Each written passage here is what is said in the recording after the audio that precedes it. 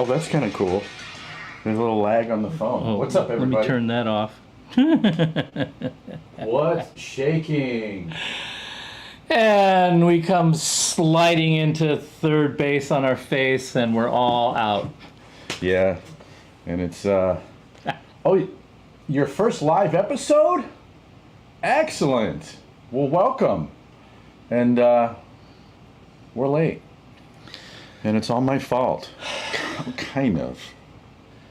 Well, I collaborated with the guy who stole my catalytic converter, and then my mechanic who first tried in vain to get an OEM catalytic converter, and that took a month to figure out that that wasn't going to happen.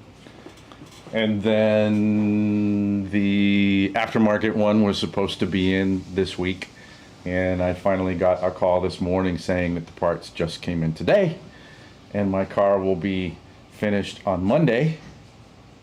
And for those who are following along at home, it's Saturday. So is this a national phenomenon, or is it a regional, is a West Coast thing? You guys out there, do you know about this? The catalytic converter theft ring, especially on Prius cars. yeah. One of our employees he's got two Priuses, his wife and his, and hers has been stolen twice, and his has been stolen twice. That's just not fair. That's not fair. And his insurance covered one of them, but he found a guy that Ooh, that's good. he found a guy that gets them quick, installs them inexpensively, and there's a bracket that you can put on there that prevents them from getting stolen again after There's that. a shield. But Yeah. oh, it's nationwide.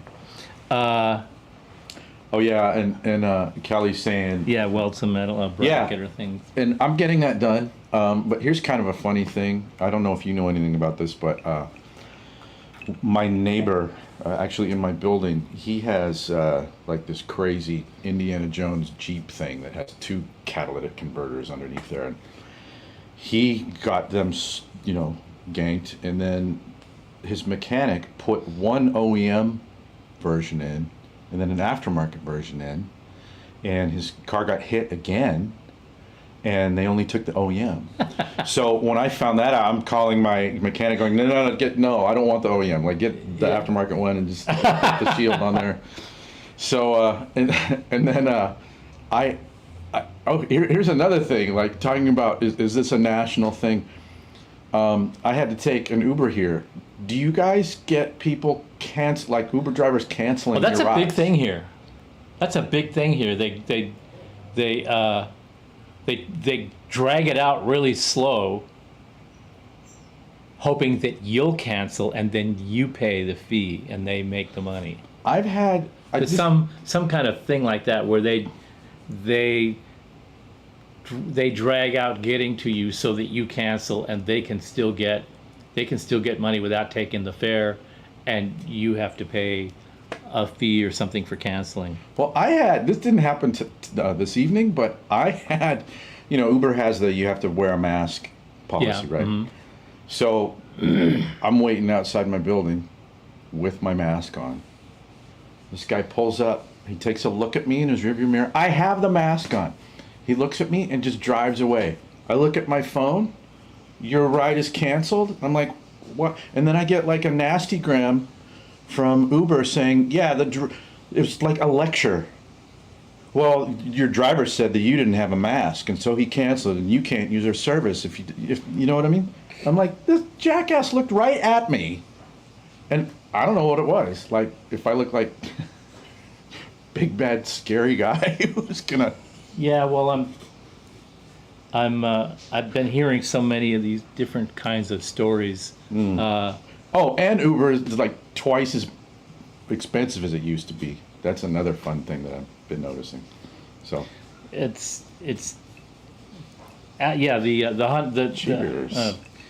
drinking green tea right at the moment, but that won't last long because we're actually better physical and emotional shape than we were when we came back after the last show. So we're making progress and clawing our way back to normalcy, and hope you guys are all feeling good out there. Yeah. Hey, nice to see you, Simon. Oh, Mark, a bunch of people recovered them, a bunch of them in the Bay Area. That's interesting. Well, so apparently what I heard is that some municipalities are collaborating with, I guess, people who have etching pens, and they'll put the VIN number on the catalytic converters, because apparently they don't come that way and there's no way to trace them. They pull them out of your car, you're just done. But there'll be like, I know here in LA they had a program where you could go in and for free they'd etch the VIN number on there. I thought that was just something they did on most or all the parts these days, because isn't that how they caught the Unabomber? They had the VIN number on the axle of the car or something like that. Oh, that's interesting. I think it was the rear end, the differential housing or something like that, had the VIN number stamped on it, and that's one of the ways they found out something about something, and I don't know what the hell I'm talking about. Well, Danny, I'm glad you've never had an issue with Uber, and I hope you never do. Clawing back to normally malcontent. Exactly. I mean, that's really the truth. Yeah. That's really the truth. We talk once or twice a week, and usually the following Monday after the show, we talk and kind of digest the previous show and talk about how bad we were, and where we might try to take it next time and all that, and then we drift off, and whatever notes that we took and thoughts that we had that we're thinking this is so great that we're gonna be so organized, we're gonna do this for the show, then it all falls apart by about midweek, and it's just, I mean, you guys are all dealing with the same stuff. Every day is just some new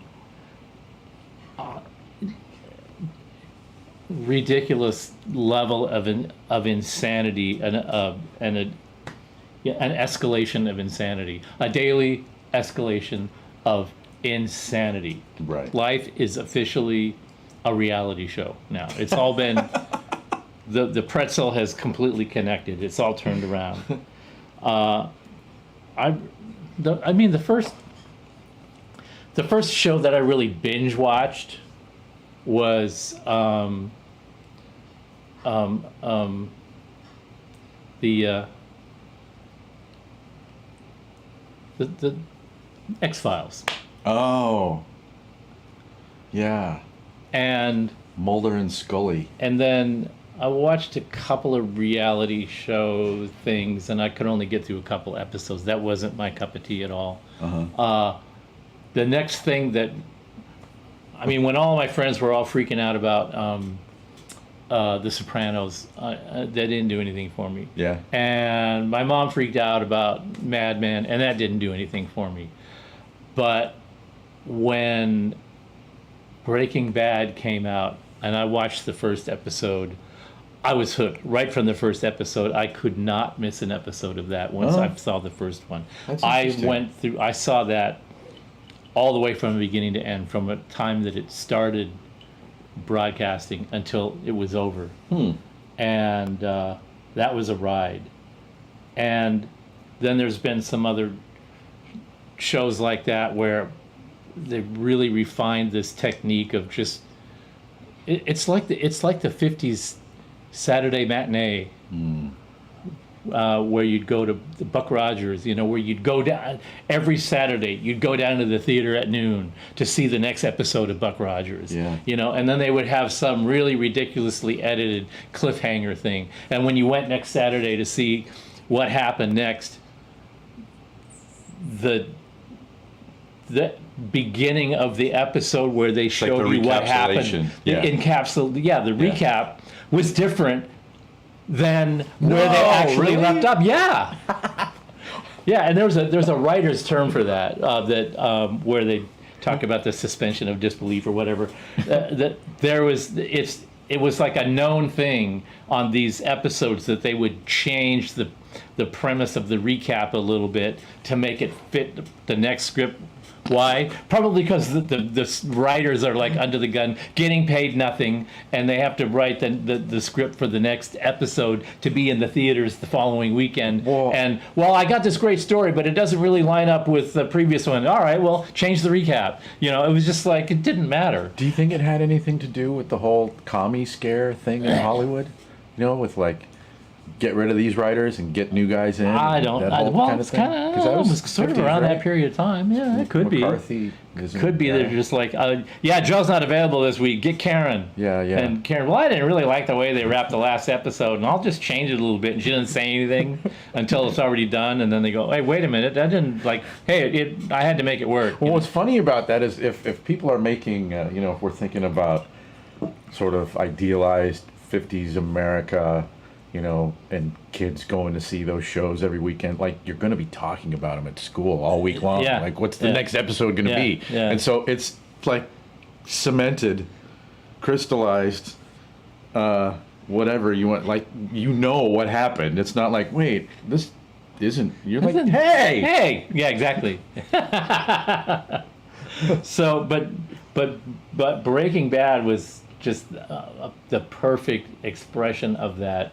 Just drag you right up to the cliff, and just before they kick you off of it, that's the end of the episode. And when you come back, something that you don't know about has happened, and they've sort of passed that, but then they pick it up on a flashback or something like that. So you really have to pay attention. Yeah. So I was really hooked on that. Right now, I think I and all of my fellow countrymen are doing the same thing. We're just like the daily insanity nonsense that's going on with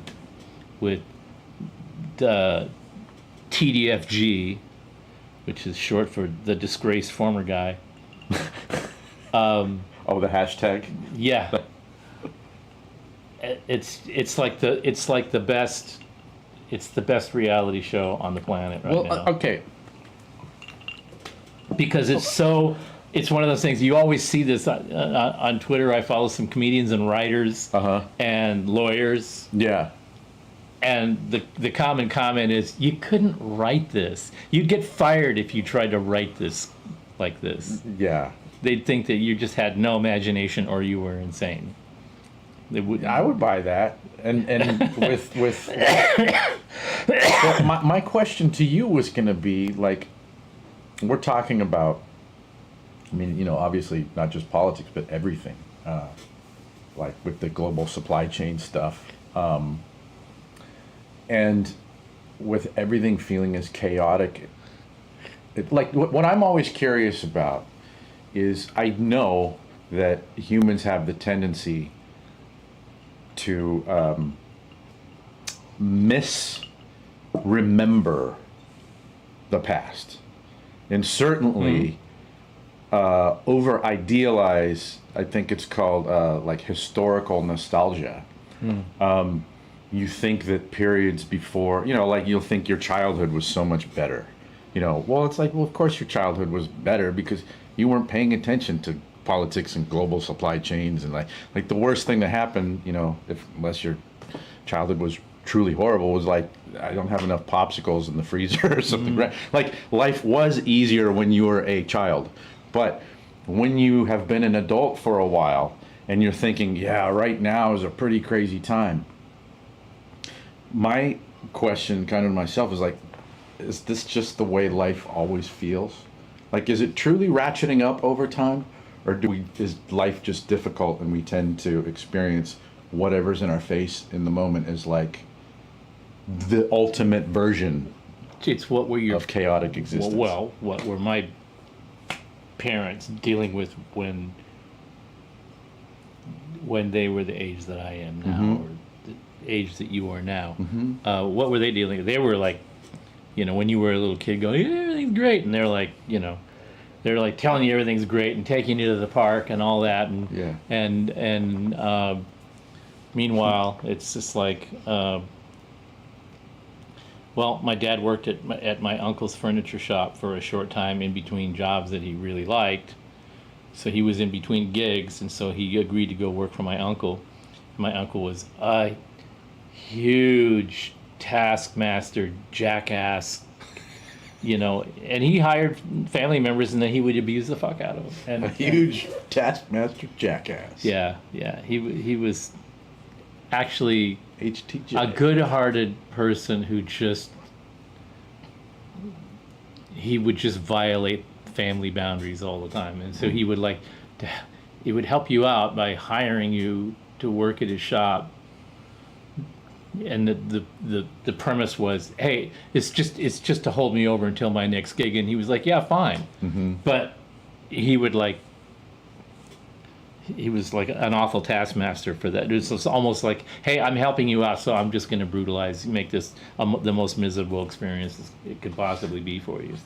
And so. But when my dad came home from work, it was like, on a Friday night, we've got our bathing suits and our towels, my mom and my brother and I, and we're waiting in the living room for Dad to come home so that we can go to the YMCA and go swimming. And then after we went swimming, on the drive home, we would listen to Mitch Miller.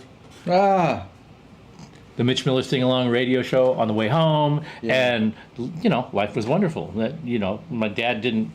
He came home, went in, changed his clothes, grabbed his bathing suit, got back in the car, and on the way to the YMCA, and he never let on that he was about to snap my uncle's fucking neck, because you didn't do that in front of your kids. My parents didn't do that in front of us. He had the stiff upper lip. Yeah, totally. Down to a science. So, but getting way off the track, this kind of insanity is distracting. My only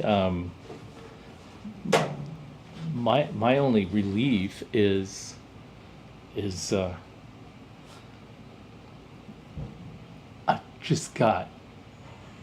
I normally have this much projected work projects, initiatives on my head, and it's like this, and I'm happy with that. It helps me through this. So I hope you guys out there, ladies and gentlemen out there, have the luxury of a demanding lifestyle that helps you stay distracted from the insanity that's around us all. Yeah, I hope that's my wish for all of you, our great crew and hangar. Yeah, and that everybody's health is together. I know last week, you guys are in the chat. You're making me laugh. Tom, are you from Pittsburgh? Perhaps. I want to know why, other than my hat, would you be saying "Go Pirates" if you have a vested interest? You're happy that your life is super busy, but it keeps the anxiety. Yeah, it totally does. It keeps the caffeinated hamster on the prefrontal cortex going. Hey Jay, thanks for the thought on that we need a super chat. I don't think we need a super chat. What's a super chat? A super chat is so that you can monetize comments. You can what? How would that work? You basically, somebody donates whatever amount of money, 5, 10, 15, 20, 50, whatever. And that's nice. And it's like a paid comment. It's like a tip jar. Yeah, a tip jar. Which is sweet, thanks. And I was just thinking, we had actually talked about that and thought, that's not A, that's not what we're doing. B, that's not what we're about. 3, the fact that you're here, we appreciate that. We don't we don't really need financial help to do this, but I do appreciate the thought. And then a couple of comments down, I think it's Sassy Cat, comments that YouTube takes 30% off the top, cut off the top of super chats, and that's the final reason we would never do that, because You know what though? Because F those guys. Bear's talking about selling Malcontents T-shirts.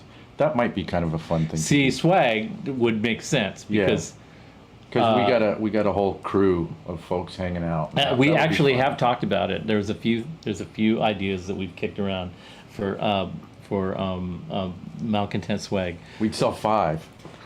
Yeah, A whole 5 of them. yeah, and that would be fine. Totally. Tom, you lived in Pittsburgh. So did you go to Pitt? Interesting. I think I told you one of my ideas for Malcontent swag. We never talked about that. Yeah, You must have talked about that with I Erica. don't. There was an AM show a few years ago where I was particularly just ticked off at the whole world. And you know those Burger King crowns? You know those paper? Oh, wait a minute. I do remember this. See? You did talk about this. I just can't remember shit. The That's all. Burger King crowns that you just, it's like a flat piece of paper and you wrap it around. It's just like when you were a kid, you could buy the little Indian headdress with the feathers, and it was also a flat paper thing that you'd seal on the back. And I made one that was this. And I made a couple of samples of it, and we wore them to the NAMM show. And people just lost their shit. And I said, well, we should make these. We should print 10,000 of them and sell them for $1 a piece. We wouldn't make much money on it, and I wouldn't care. It would have our logo on the front. Selling them to fund having done the project. Yeah. What it is, you know. And everybody that came by our booth just lost it when they saw those and like, where do I get mine? And that was like 20 years ago, and I haven't moved on it. But maybe it's a Malcontents thing. Maybe I'll get around to that. It'd be a die cut thing. It's actually, I know a company that does that printing and die cutting process. We could get them made cheaply and quickly. Oh, that would be awesome. It's just another thing that I think that would be really cool to do. And then, oh yeah, the tube saga. We'll move on. But the ongoing tube saga. Okay, so we contacted our supplier for the 6550s. Oh. Like, I want to cue up the circus music. I really do. Yeah, Because I want to yeah. know what happens next. so our next shipment, we had gotten two shipments of 6550s. Okay, we're shipping. We started shipping the PS100s and PS2s. Yeah. This last week we started getting caught up, and we're going to do it again next week. And we've got a big shipment going out to domestic dealers and overseas dealers. So they're all going out finally. But of course, when we build a whole bunch of them, then we need to build more, and we need more tubes. So we contacted the supplier. Okay, you're still way behind the curve on our projected orders for 6550s. When is the next shipment coming? You said that you would tell us on Wednesday. It's Friday. We have. When are those stewardesses from Russia with their exactly. tubes stuffed in their luggage getting here? Are you ready for this? This is the guy's response. Hey guys, I'm sorry. We looked everywhere in our factory and couldn't find any. Whoa. It's like, after all the lectures I've given this guy about stop with the horse's ass excuses, you have a computerized inventory tracking system. You don't get knee pads and a mosquito net and crawl around in through cubby holes and wasp nests and quicksand in the back of your factory, hoping that the 6550 Angel will dump on your face. It's like, stop already! Fucking stop already! It's like, it's just. You guys are killing me. It's so fucking insulting. It's insulting. Don't do it. I heard Russian flight attendants are having to smuggle Burger King crowns in their luggage. Oh my God. I just looked at that email agape, and I'm going, okay, this is going to be. I'm gonna share this with the public, because if you're gonna Have you responded yet? If you're gonna say stupid shit like that, Are you going to disseminate it? am I gonna say what my response back to them was? No, I didn't respond back, because it's just like that. No more deserves a response than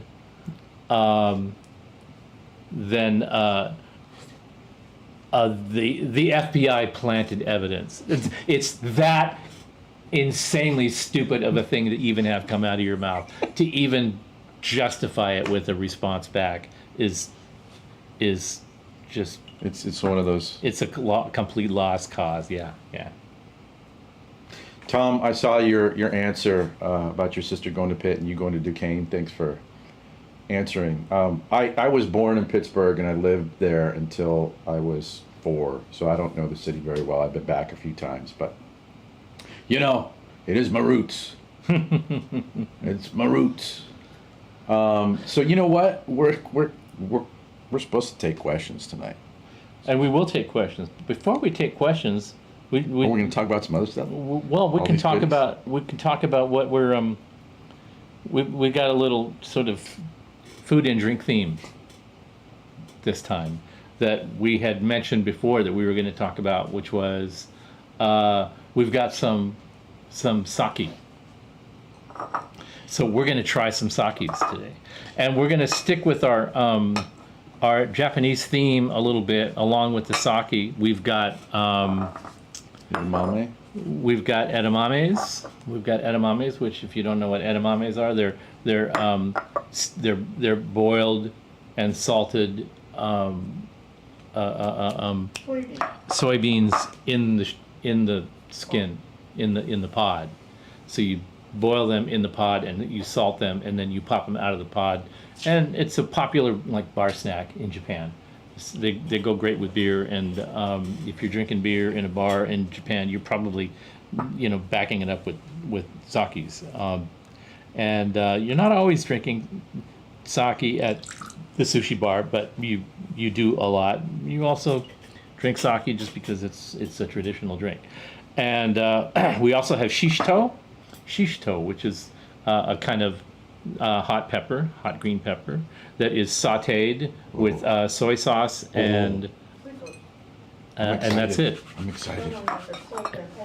And so we've got 2 different kinds of olive oil. Yeah, we have 2 different kinds. We have a soy sauce one and one sautéed with salt and olive oil. Right. Awesome. So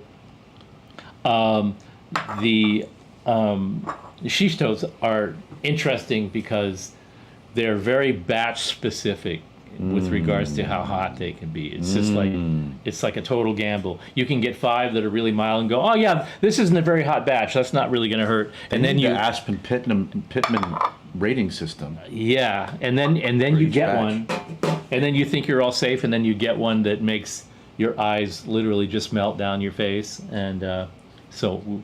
Oh, I know what these are.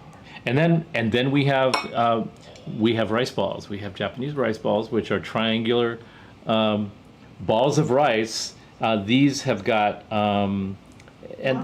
mustard leaf. Mustard leaf. Yeah, pickles. Whoa. Mustard. Mustard leaf pickles. Pickled mustard leaf. Yeah. Pickled mustard leaf, and a little bit of spice, and then they're wrapped with seaweed.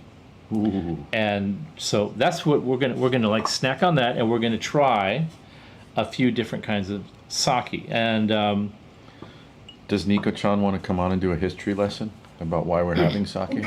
We could actually, let's start with that. Shall we? Yeah, because there's a little bit of a story behind the sake.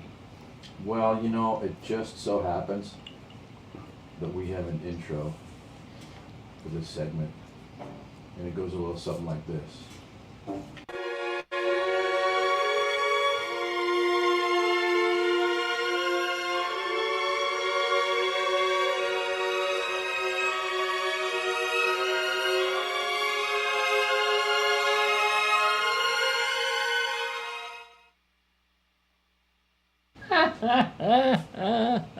Okay, everybody, please welcome to the stage, Nico-chan! Yay! Oh, there she is. Hi, Nico-chan. Hello, everybody. Hello.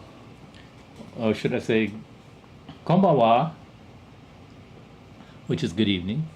Konbanwa. Hello, everybody. Good evening. So when we talked about doing sake, the reason that we had got sake in the first place is because when we were at the liquor store looking at some other stuff, this particular liquor store that's really well stocked in our neighborhood here, they had a couple of really good sakes, and these sakes in particular that we showed you like the last couple of episodes what the bottles look like. These were a particular brand. Now the reason we picked this brand is because we're still within a week of the Hiroshima anniversary. Right. And Nagasaki bomb, atomic bomb anniversary was 9th. And isn't August this 9th. when Japan really marks the end of World War II? When the surrender Yes. took place? Right. Yeah. Right. Versus, the U.S., I The- think, the- marks it in September, Right. correct? Yeah. Right. They, by when the treaty was ratified Right. or whatever. Right. But Japan decided to give up on August 15. So that's what our the day of the end of the World War Right. II. Yeah. And Obama was the first American president to go to Japan. As American president, but before there was a Nixon came to Hiroshima, and also Reagan, I think it came. But they weren't presidents. It wasn't president at the time. Oh, interesting. So Barack Oh. Obama was the first American president to go to Japan and recognize this anniversary and help memorialize that anniversary with Japan. It was a big deal.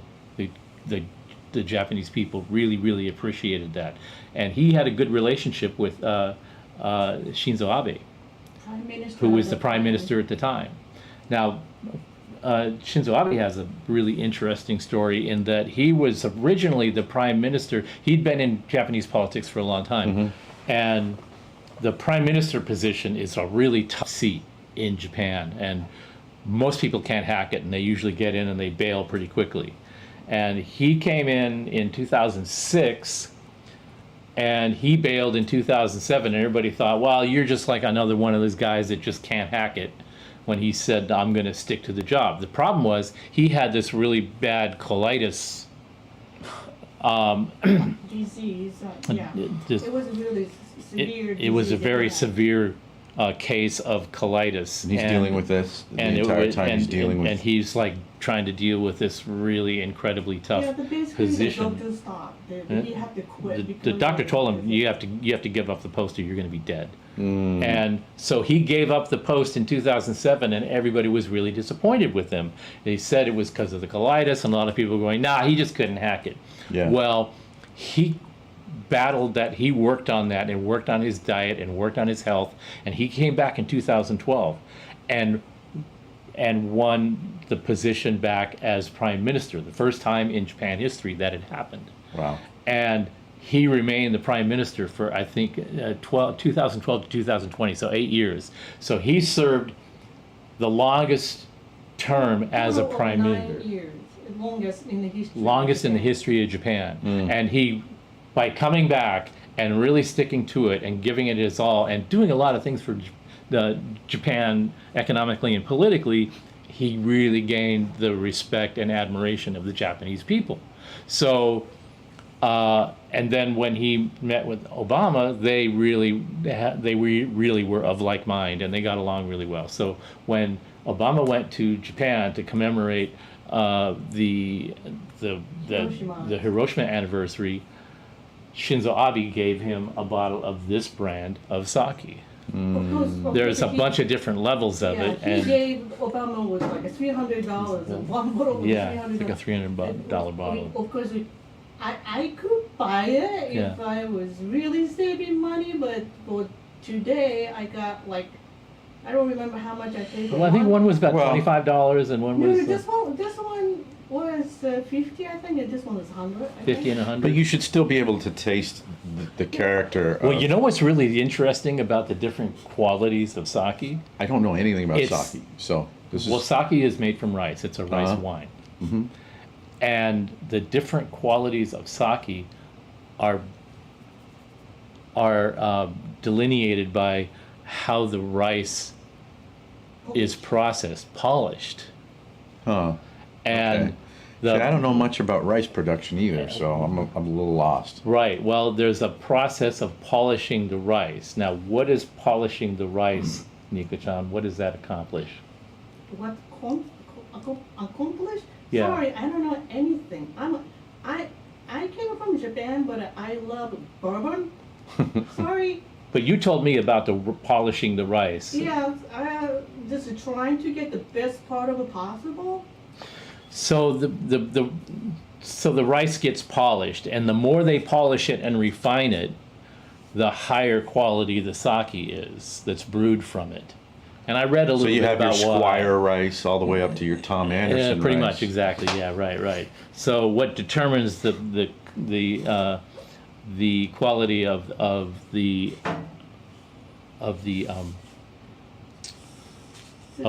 wine is the grade of the rice that they use for that. And so we know, particular brew. like with tequila, there are Yeah. the three primary. Mm-hmm. Are the expression? I don't know. How many standard expressions are there for sake?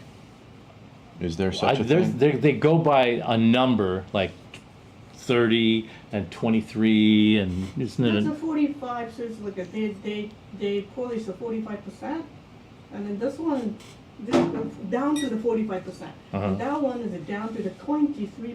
Whoa! So 23% left of the kernel. Yeah. So Wow, the number on interesting. the So that's what they're talking about. the number on the sake bottle is the percentage. I think the percentage of the rice kernel that's left after polishing, Wow! which makes sense that the smaller number would be the higher quality sake because there's less of it. You're removing more. I'm Japanese. I should know it, but I didn't study anything. Well, you know enough. And we've discussed enough of it so that if anybody really wants I to, just happened to see this, and I Right. knew that was the Abe Shinzo picked for the Obama. Uh-huh. By the way, that year that Obama came to Hiroshima, but Abe Shinzo also went to Pearl Harbor. right, So that was it was like a really the year of the. there's a big progression of the U.S.-Japanese relationship. Yeah, after the World War II. Right. So there's a lot of significance to that. And then, of course, Shinzo Abe became pretty much Japan's JFK. And that was a really tragic thing for that time, because that's the first time Japan had experienced something like that. So it really is. Anyway, so well, those are really good sake, and then that right there, the another sake that was like you can get it anywhere in the United States. So this is just like your normal jam. Yeah, this is garden variety when you go to the Yeah, sushi and bar. that one is I think it's made in United States. Mm. It's organic Uh-huh. rice. You can do that. Yes. Oh. Just like the Sapporos and Asahi and Kirin that they're making here. All right, let's try this. All right, so we're gonna try. Cheers. We're gonna try the garden variety. What is a Japanese cheers? Kanpai. Kanpai. Kanpai. Yeah, so those like you can get it like anywhere, and then it's just the okay sake to me. Yeah, it's kind of. It's okay. It's kind of like a very light, watery. Yeah. Yeah, but it's got like a buttery mid-range. But so just take. Okay. I'm emailing Roy at Tom Anderson. I'll bet he'll start making Tom Anderson rice. So they're eating those soy sauce stuff, it's there. So maybe it's go with the sake. So it might be enhance the flavor. You see, well, Just like in Mexican food, you have to eat the tequila with the lemon. See, our peeps are googling already. Mm-hmm. So Mark comments. Yeah, just The protein and fat are the outer part of that rice kernel. Fermentable starch is in the center. So that means that there's less of the stuff that they don't need in the rice that goes into the fermentation process. Well, that just makes logical sense. Amanda, that's funny. Amanda says, "Don't feel badly, Nika-chan. I'm Canadian, and I don't know what makes syrup grade A or grade A fancy. It's good and dark or Yeah. runny and light. That's what I know. I Yeah. wanted to know about the maple syrup because sometimes go to the Whole Food and then there's an amber and then there's like a light. Oh and man, there's my no idea what's. See, I don't even want to. My it's like stepdad- I'm not buying food based on if it's got a stripper name in it. Amber. well, my stepdad is from. He grew up in rural Maine, and so he'd bring that. Like it looked like a moonshine bottle. Here's what maple syrup actually is. Yeah. Like that's a different species from Yeah. You slice the big. Miss Butterworth's or whatever you get at Vaughn's. Makes the big slice in the side of the tree, or Yeah, don't you put yeah. a faucet in It's there? like- And, it's a faucet, damn it. yeah, You just stab the tree with the faucet, open that sumbitch, and get you some real, grade A maple syrup? Yeah, it's intense. It's a different kind of Yeah, I thing. have no idea grade A and grade AA. I don't know what's A is better or AA is better. I have no idea. Same as the egg, grade A and grade AA. so this is the next one. But somebody's going to chime in and somebody will know that, I'm sure. All right. Well, we're gonna so that's kind of what we know about sake, and It's the same as a wine. Making exactly and what same as Eriko what sad history Eriko can impart onto the story, which was great. And so this is the middle grade based on what we have. When I had that one, it was a really Fruity, fruity. I can't say it right. Fruity? Fruity. kampai. Hi. Fruity. Mm. Japanese, we can't pronounce L and R. Oh, that's different. Fruity. Mm-hmm. Well, that has all kinds of depth. Mm-hmm.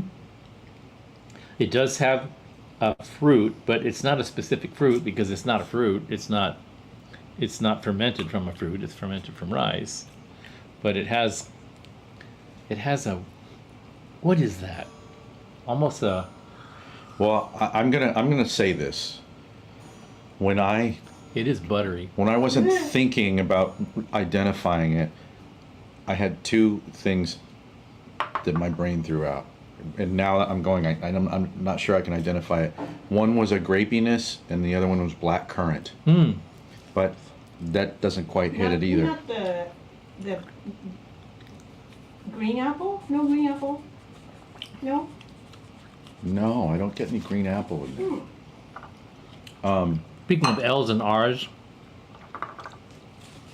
L and R. Yeah, it's so difficult. NTH. so we went to a wine tasting, Uh-huh. and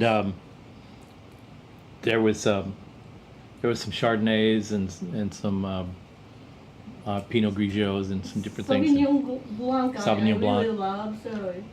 So Friend we of tried ours. some of those. Now, when you try red wines, it's like, well, it's black currants or it's Cherries. it's Not juniper, Amanda. I'm not getting that at all. it's coffee and chocolate and blah blah blah blah blah. With white wines, it's fine machine oil and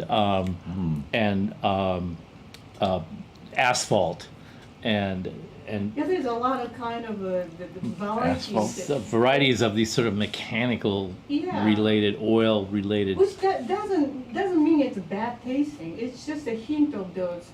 It's funny with some of those descriptive terms, they sound kind of comical when you use them, like asphalt.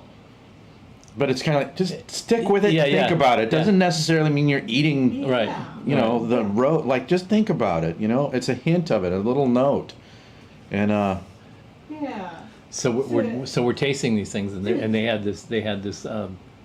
Steve, you were at the different table at the time that Right. you were drinking red Right. varieties. Right. And I was at the white variety table. And there was this really There was a senior couple zipped up tight couple yeah. that were there. They're They're very really very snooty, and they were like tasting the They have their whites. buckets.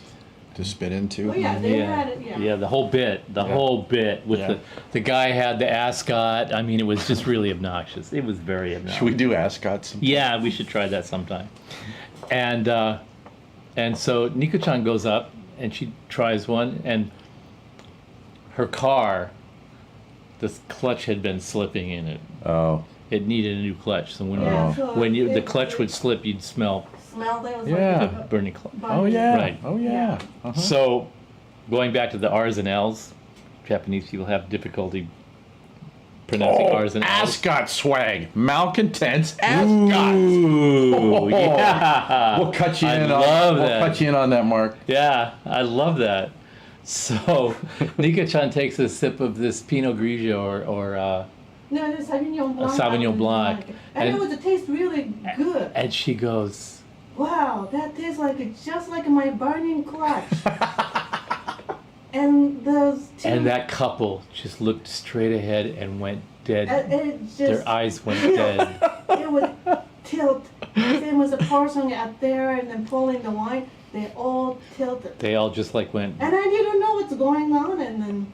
And Steve came to my tables and then he said, "So what's going on?" I said, "Taste this. I think this is a really Like, hot damn, it's burning clutch. burning clutch flavors." And then Steve goes burst laugh, and I didn't really know what's going on. You're being honest.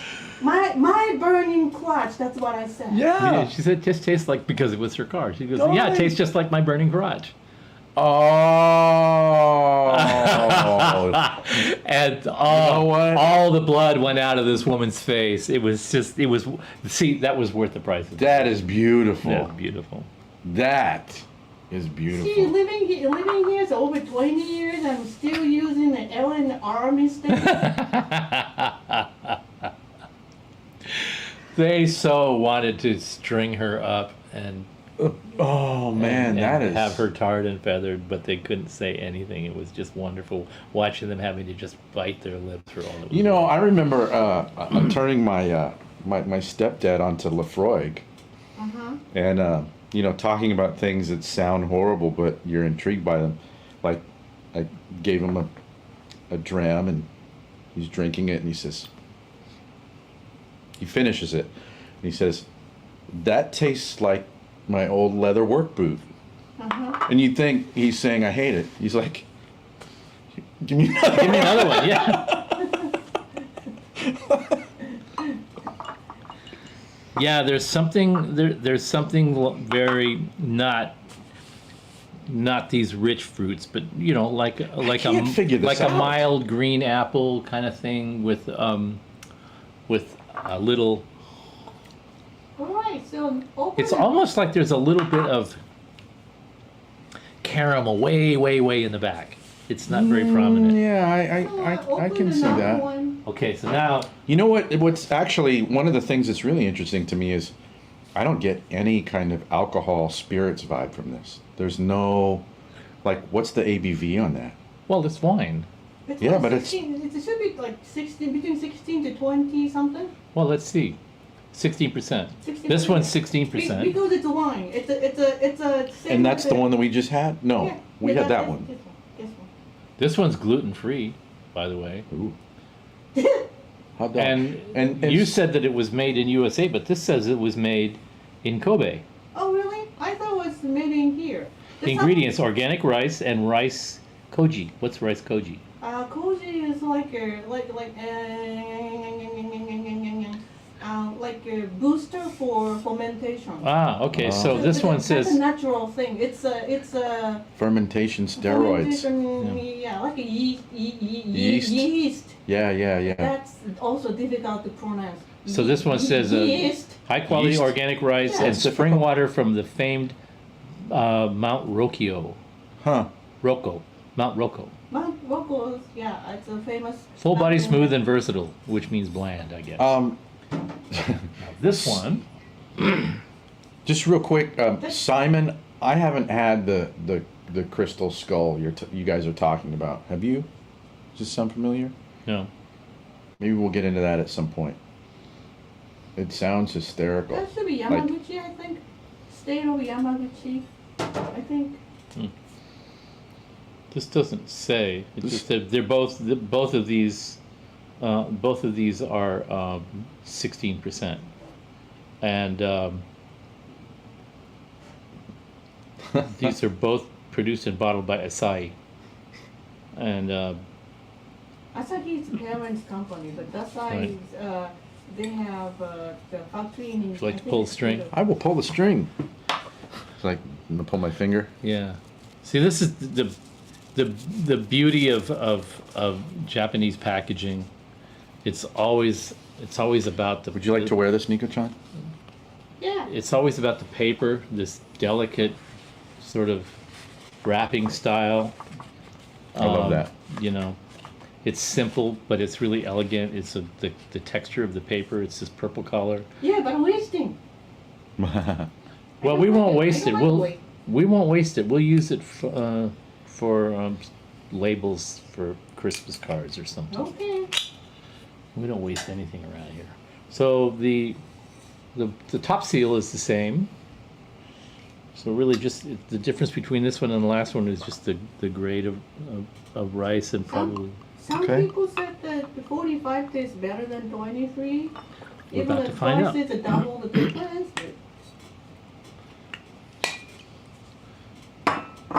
Okay. Goodbye.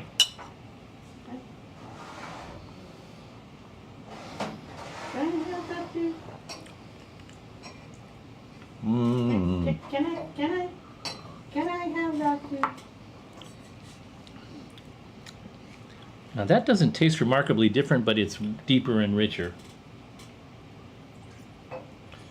Also, the high end is a little rolled off.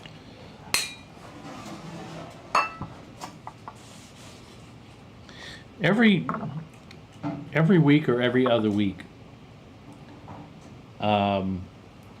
we get all wrapped up in the pace of the show, and admittedly, we haven't established any pace yet, so we're just kind of rambling. But but Joe will come up and he'll say something about what his stupid. week was like, and it'll sort of go over my head because I'm thinking ahead a little bit and I'm looking at your comments and thinking about, okay, we're heading towards some direction. At some point, we're going to get on track again, and so I tend to miss some of the subtle details of things that he's saying, and I think when I watched the show, I went, I totally missed that. Now I know what you're talking about.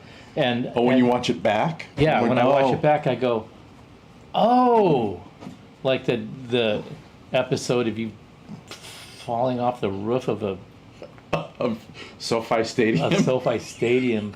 I didn't pick up on that had just like happened a couple of days before. So we're gonna start a new segment Welcome to my life. about Joe's the improbable fact that he manages to make it here alive every episode. Can I have this one? It's kind of embarrassing. This one? No. This one? Yeah. This one? Oh. So we're gonna start a new segment next time The Adventures of. called "What's Up with Joe." And I have to tell all my embarrassing stories. And I worked up a concept for it and a video to bring it in, but because we got a late running start because Because my stupid life. of your stupid life and the thieves that abound in where you live, and that Uber just sucks sideways. We didn't get a chance to put it together, but we'll do it next time. But now, definitely there's a green apple vibe in this one. You guys need a ice cube or anything? Oh no. No. And you know what's really funny? I didn't really know that you could drink sake like this. I was introduced to sake hot. Comes in a little, the little ceramic pot. And so when you order sake at a restaurant, it would come in a little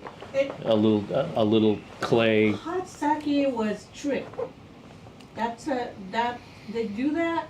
To cover up how bad it is? Yes. Of course. You don't drink a good sake hot. Right. So I was introduced to sushi in Los Angeles, and I was introduced to sake in Los Angeles, and everybody drank it hot. And then when the first time I went to Japan, everybody's drinking it like in a nice glass and cold, and at room temperature or cold, slightly chilled. I'm going, well, that's not right. And then I went, oh, that's right. I'm in Japan, so it must be right. Well, it's like how you drink beer. And that's where I learned that. Yeah, they heat it up elsewhere. Because that's how they get you. That's how they make the really shitty sake drinkable. That's very interesting, Simon. I got your DM with that link. Thanks, buddy. I'll check that out for sure. So what I'm tasting here is just not a different expression, really, just an additional refinement of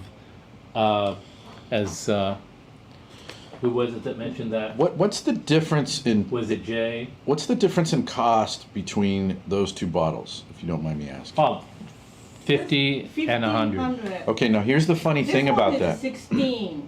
Okay. $16. Yeah. $16. Well, and I don't know anything about sake yet, but I can taste that there is like these minuscule differences between these two. But I'll be damned if I could say this is the expensive one and this is the cheaper one. I don't know yet. Yeah, I don't know what I'm looking for. Some people really like this one. That's the cheaper one? The $50. The little hot sake pitcher is designed so that the neck is really narrow. And I thought, well, why would they make it that way? And then it occurred to me they would make it that way because, first of all, they're heating it up.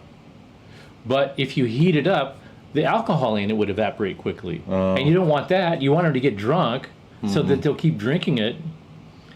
And you heat it up so that it's warm and it goes into your bloodstream faster and gets you drunk sooner so you won't think about how bad it is, the quality. Yeah. So it seems like the whole presentation of hot sake is wrapped around, we're just like trying to get you to drink as much of the crappy shit as we can. Because whenever I taste really good dry sake like this, I can really enjoy it out of at slightly chilled out of a glass, much more than I used to enjoy drinking hot sake, which was kind of like, it was kind of like drinking Cuervo. Had that little sort of like scratched your eyeballs out a little bit. I don't drink Cuervo, so I don't know. Well, I really don't know that. I drank a lot of it when I first learned what tequila was, but then when I learned what tequila really was, I stopped drinking. Right. Wayne, that's totally right. That's totally right. What did Wayne say? Room temperature beer in the UK. That's how it's done. This cold, ice cold beer shit. That's Yankee stuff. Yeah, well, every different culture has a thing about the temperature. In Germany, it's always chilled, but in Germany, no country I've been to is more uptight about the head, how the foam looks at the top, than anywhere else, and it's got to be perfect. Well, and how I learned that was the first time I went to Germany. We went to a bar. It was a nice place. They had good quality beers, and the beers are really regional in Germany. So every little area you go, they have a regional brand. Dude, like Germany, period. Like anywhere you go in that country, it's like different little micro countries. Yeah, and, right? and 10-year-old kids drink beer with their Cheerios, right? So John, we're waiting because it was really busy, and the waitress finally comes around with a tray. They had like 15 beers on it. And we're like going, okay, great, finally the beers arrived. And the head of the company that I was with, he whispered something to her and she went away with all the beers. And I'm like, ah! And I said, what happened? And he goes, they did a terrible job of pouring them. And he told her, I'm sorry, that's not acceptable. And she didn't raise any stink or anything. She just nodded her head and turned around and went right back to the bar. And they poured like 10 or 12 or however many glasses more. And she brought them back about 10 minutes later. And every one of them, the head was absolutely perfect and arched on the top. And I drank it and I went, I wish that I had tried it. The glass before they sent back the dumb ones, and then you'd have some sort of control. But I never got the chance because every other place I went after that during that trip we went farther and farther away from metropolitan areas so that the little local bars were smaller and smaller, and there wasn't this big wait time. So nobody ever screwed that up in those little local neighborhood bars. It was perfect every time. And of course it was a slightly different beer because it was regional, so you didn't get to test that theory. It was just like, this guy's going, we're spending a lot of money here, and we waited a half an hour for beers where the foam was already caving in by the time we brought it. That's just unacceptable. That's unacceptable. You know, like, what? That's Okay, unacceptable. all right. This is my supplier that I'm going to have to, like... Anyway, do you guys have a ask for it today, right? Right, so Yeah. we're gonna get on to the questions now. Yeah, so then you guys enjoy sake and eat those stuff, enhance the flavor of sake. All right, then I can go. You can go drink whatever you want now. You can get back to your bourbon. Yes. Thank you for coming on, Nico-chan. Thank you for helping us with the depressed Goodbye, history. everybody. Depressing history. And we'll have her back again. I've got a special little Nico-chan treat for you coming up in the next episode. So Oh, awesome. watch for that. Awesome. You know where I heard about the room temperature beer thing in the UK was from Allan Holdsworth. I went to Allan Holdsworth's house, Yeah, he's the one who told me about that. and oh my God, Did he have the carbonation extractor? he thing? had the whole Did he show it to you? he had a whole British style bar set up in his house. And I went over there and I was all intimidated. Like, all right, I'm with Holdsworth. And I know his father was an acoustical engineer. So he's got this acoustics and electronics and acoustics background via his father. He wasn't necessarily an engineer himself, but he had gleaned all this information from his father. Awesome. So he had these really specific ideas about how cabinets should be made, how thick the baffle should be, the frequency response of the speakers, and blah, blah, blah, blah, blah. And Holy Tom.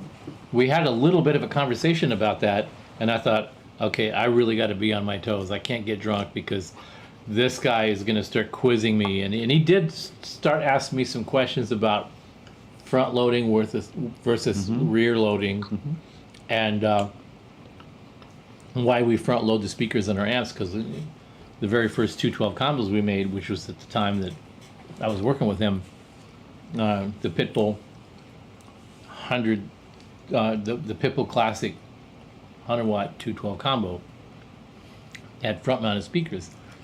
And he asked me why I did that, and I said to eliminate the standing waves. And he went, that's right.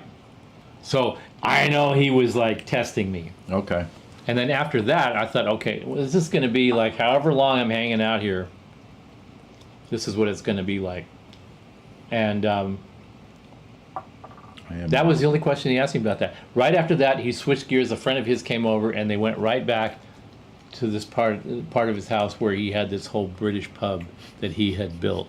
And he was still in the process of finishing it up, and they were talking about the kind of tubing that they used. And look, I just got this filter thing that filters out the air bubbles, or like it removes the air bubbles from the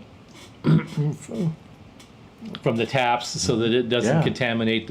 They were just like on and on. I forgot all about guitars and music. It was just like all about. He had a name for his. It was like a defizzer or something. He had. Yeah, it was all about that. I just it put me to sleep. I was there for an hour, and they were like tasting beers and talking. They were climbing under the bar, and he was showing him the fittings. See, this is all brass fittings here, and blah blah. And I'm like, what a fucking snooze. This is what I'm gonna do. Shouldn't you be practicing or something, Alan? Yeah, really. No, he didn't need to be practicing. Between that and his daughter's pet rat. His daughter is in the living room on the couch, and she's got this pet, and she's holding to her breast this pet that's sort of nibbling on her cheek, and I look closer, and it's a rat. It's a rat. And I'm just like going, your daughter has a pet rat. And he goes, oh yeah, it's a very docile rat. And it's very friendly. And I'm like, your daughter's pet is a rat. And I just like, Dude, I The love you. Holdsworths, the reality show. Yeah, Why didn't they do that would one? have that would have been great. That would have been a great show. The Holdsworth with the rat. I think it's so funny, Simon. You're my bro, so I can laugh at it. I think it's so funny that you were calling it Crystal Skull, because I've been laughing the whole time. Like, what the hell is this Indiana Jones tequila? And then to find out it's called Crystal Head, that makes me laugh. And then I've seen that, and that pepper's kind of hot.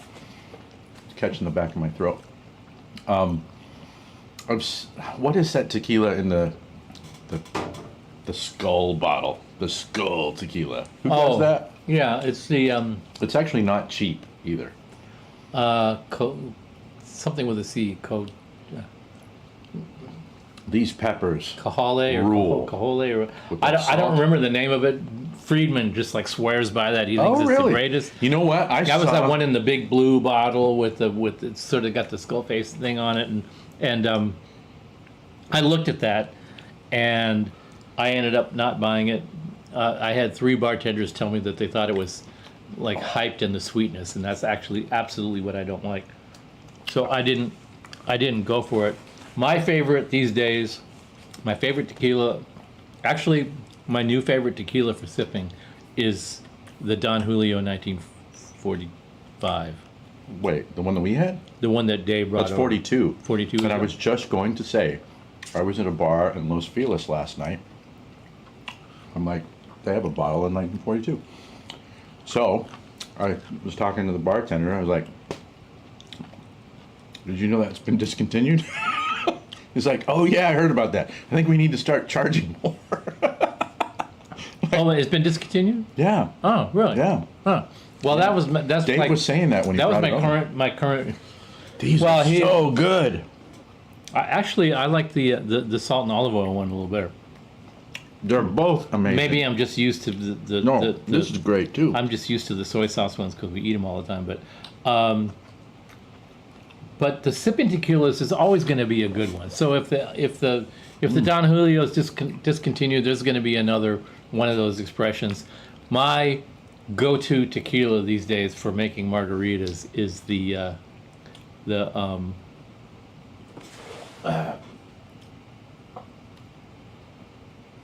Fortaleza, and I just love it. So that's my new thing. Hey, Brendan, real fast. You're asking about Kyle from KSR. I know Kyle. I haven't talked to Kyle in many years, but I met Kyle when he was just starting that line, and they weren't KSR then. They were called Rhodes, after Kyle Rhodes.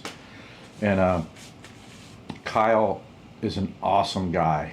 I actually had, I think the amp was a Colossus, the Rhodes Colossus, and somewhere on YouTube, I think I did it probably like 12 years ago, there's a demo that I did for it. Like there's no real video, but there's like a playing clip where I got to hang out with that amp for like one afternoon, and I recorded it and stuff. It was like, if I remember right, it was like 3 or 4 channels or something. But yeah, I know Kyle. He's super, super, super awesome, cool guy. I'd love to talk to him again. Which sake do you want? Do you want the? I'll go with the $50 one. I don't need the $100 one because I can't appreciate it.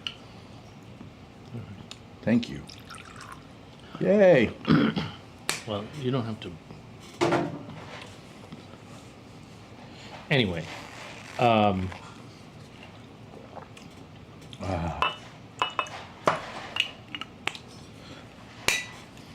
Do we? This is fun. Yeah, I feel like I'm getting back on my tricycle. Yay.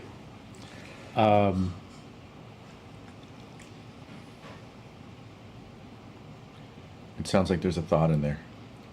There's always a thought in there. That's the problem. They're like constantly battling to see who's gonna, make it out to the top. It's like a carbonated drink, and like one bubble makes it to the top, while the other ones are, or like the sperm and the egg. There's like 8 million of them, and there's. That's what I was thinking. Yeah, of course you were. There's a better analogy here, Steve. Yeah. made of bubbles. Dude. Hey, it's a family show. No, it's not.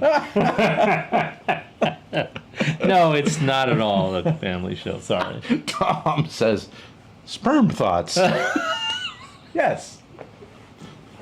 That's what it is. All right. That's a segment. Oh, no. We can't make it. Like the Stuart Smalley thing. Only. No, it wasn't. It wasn't that. It wasn't Stuart Smalley. It was Those are the deep thoughts. Deep Thought. Yeah, it was Stuart Smalley. No, it wasn't Stuart Smalley. It was. Oh, John Handy. No. Wasn't it? Because that's kind of the vibe. Well, that was the name. That was the fake name, but the real guy was the guy. Oh, who did it? Whose wife iced him in his sleep. Right, Phil. Phil Hartman. Yeah, the late great. Yeah, Jack Handy. Thank you. Jack Handy.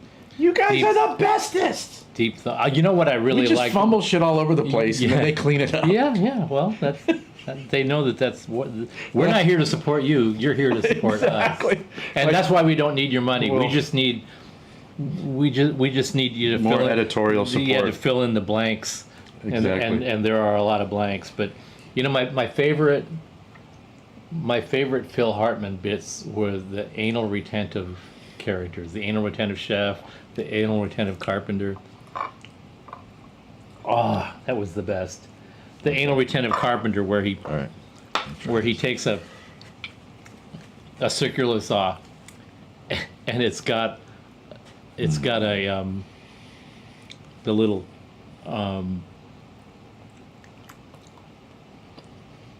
cozy. He's got a cozy for his cozy? A cozy for his circular saw. Yeah, that's. You know And what? then he cuts a piece of 2x4, and then he sweeps it up into a perfect little pile, and then sweeps it into a paper bag, and then rolls the top of the paper bag like 4 times, and then staples it 4 times across the top, and you're like screaming. You're just like screaming at the TV while he's doing this. But we should do a guitar, gear page version of that because it exists. It's real. It's a thing. It's hilarious. We should do it. Okay, maybe we should have just like a ridiculous tech support email of the week segment. Ooh. But as soon as that came out of my mouth, I thought, well, I don't really want to. No, that's a bad idea. I don't really want to slap somebody to the ground. But we did get one where the guy said, "Can I get the?" And we get a lot of this about the power station. Do I need to use this part for this part to work, or blah blah blah blah blah? And this one that we got the other day was can I just run my power station with no? Can I pull the power tubes out of the power station because I only use the attenuator part? And I'm like, really? Yeah, dude. After 6 going on 7 years, is it still? I shouldn't complain. I shouldn't bitch. I shouldn't be surprised. I should be thrilled that that product is still reaching such a new audience, that the concept is so obtuse that we have to explain it from the ground up. It just blows my mind that somebody says, I got this, I love it, it's amazing, can I disable it and will it still work? I just don't know where that mentality comes from.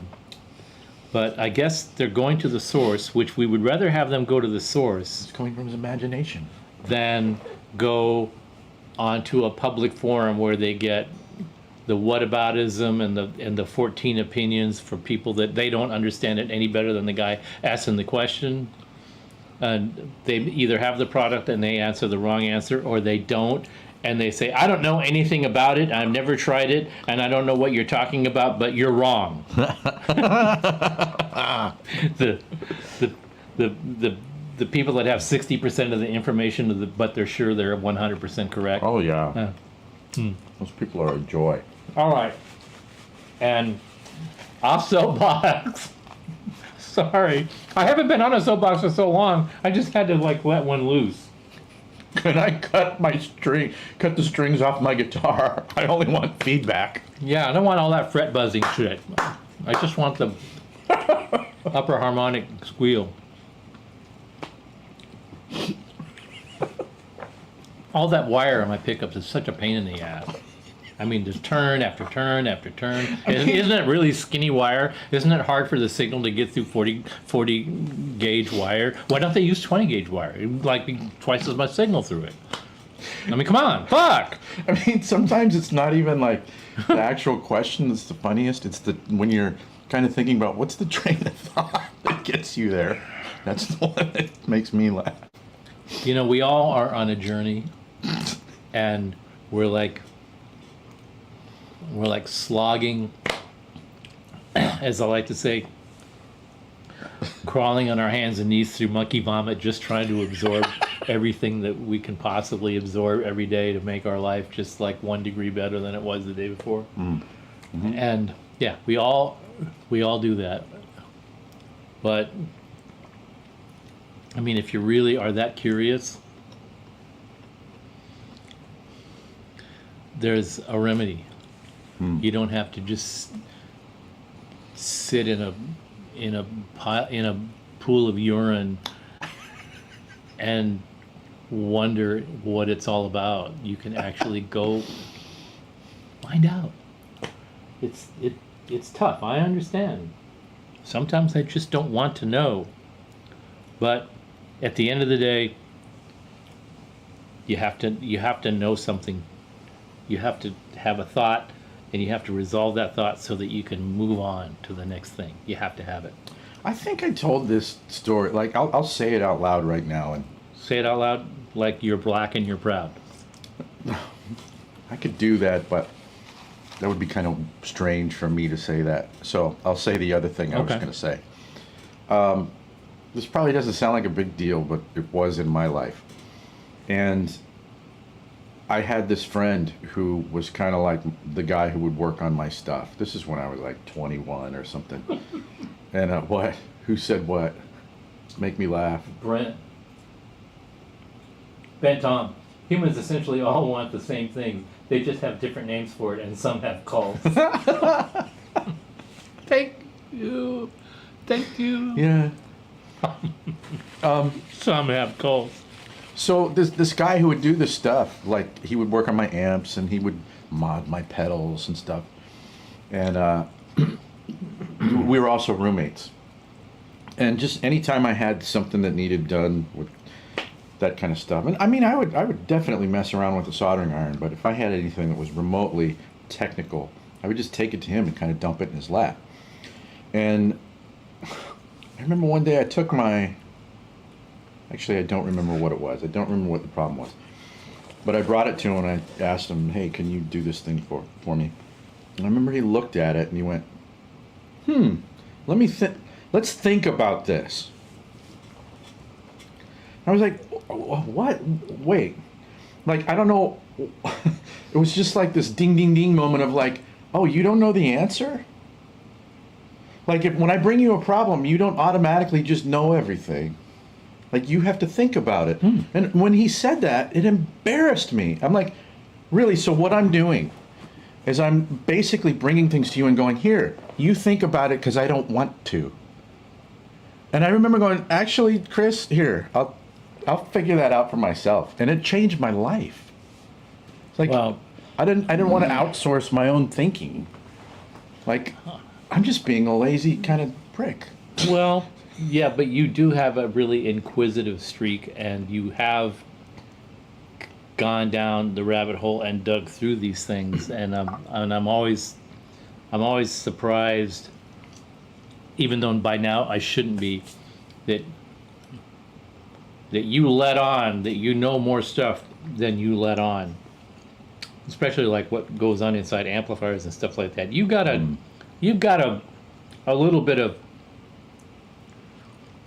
you have enough of experience having been in there that sort of eclipses what a lot of people that we talk to on a regular basis have.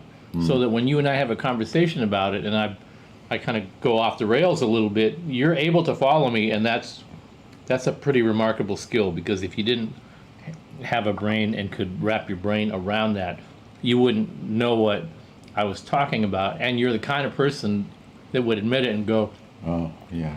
dude, stop right there. You left me at the station like about 10 minutes ago. Yeah.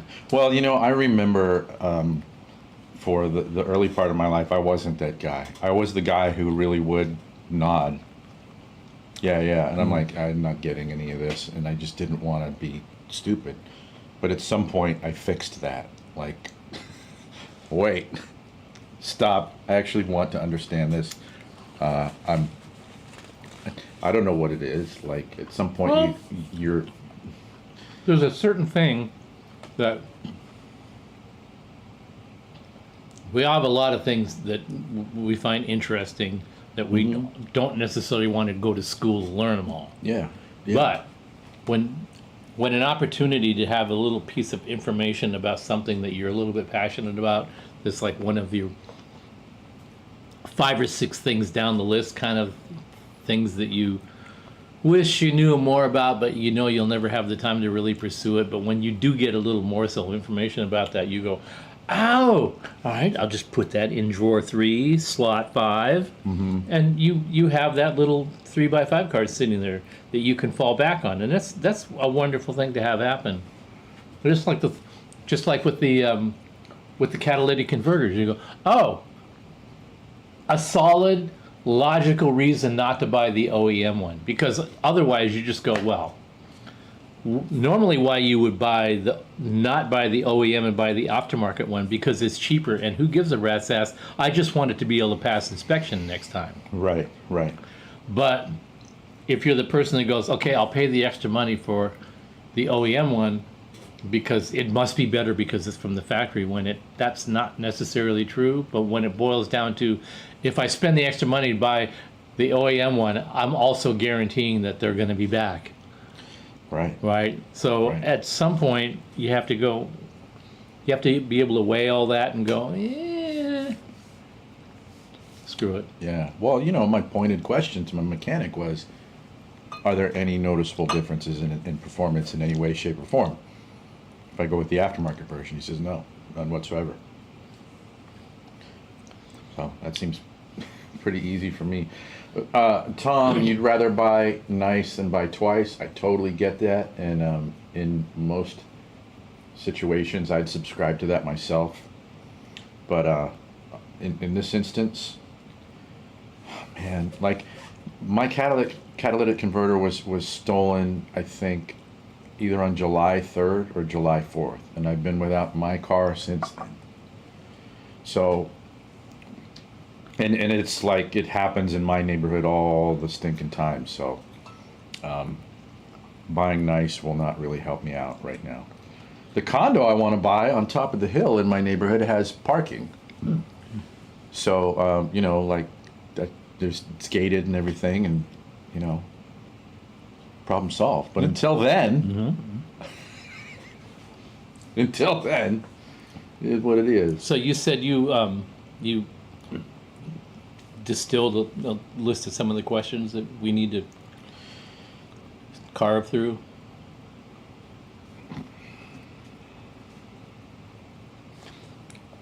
So let's get into that. You want to do question time now? Yeah. Glitter bombing. What's a glitter bomb? A glitter bomb?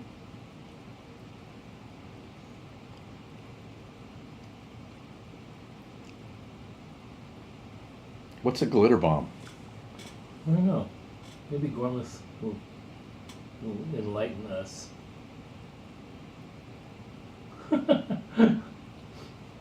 Like they said in Reservoir Dogs, a bunch of savages in that town. Simon.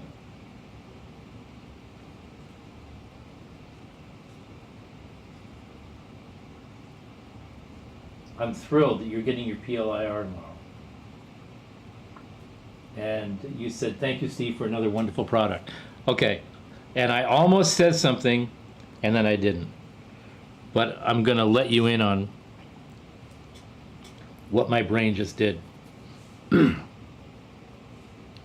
have a difficult time with compliments, accepting a compliment gracefully. I'm just not that good at that. And So when I first read that, my initial thought was, are you sure you want to be thanking me, like, before you actually got it in your hands? And as soon as I had that thought, I thought, no, I'm not going to, like, I don't want to rain on your parade, but I am going to use it as a jumping off point for a story. I went to see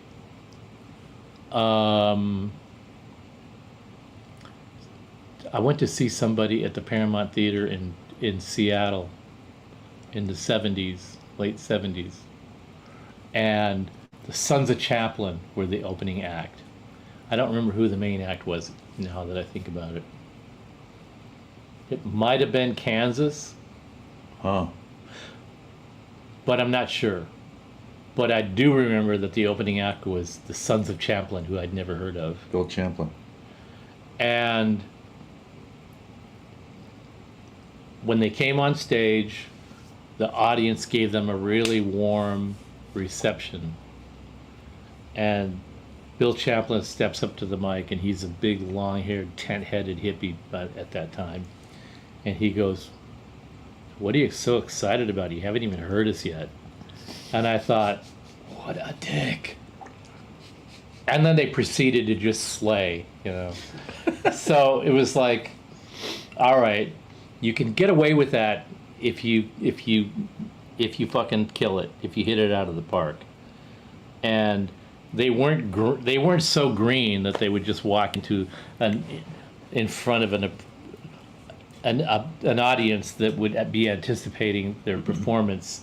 They'd probably experienced that enough times. So I'm sure that they'd already sort of been down that road a few times, and he knew that he could get away with it. Maybe it was more tongue-in-cheek than I perceived it. But at first I thought, well, that's kind of like, really? I would think you'd be so on board with that. That's a malcontent-y thing to say, man. It's pretty bold. Well, I came to appreciate that later. But It's kind of punk rock. At first it was like, yeah. I want to know why you're going to see Kansas. It just does not seem like your jam.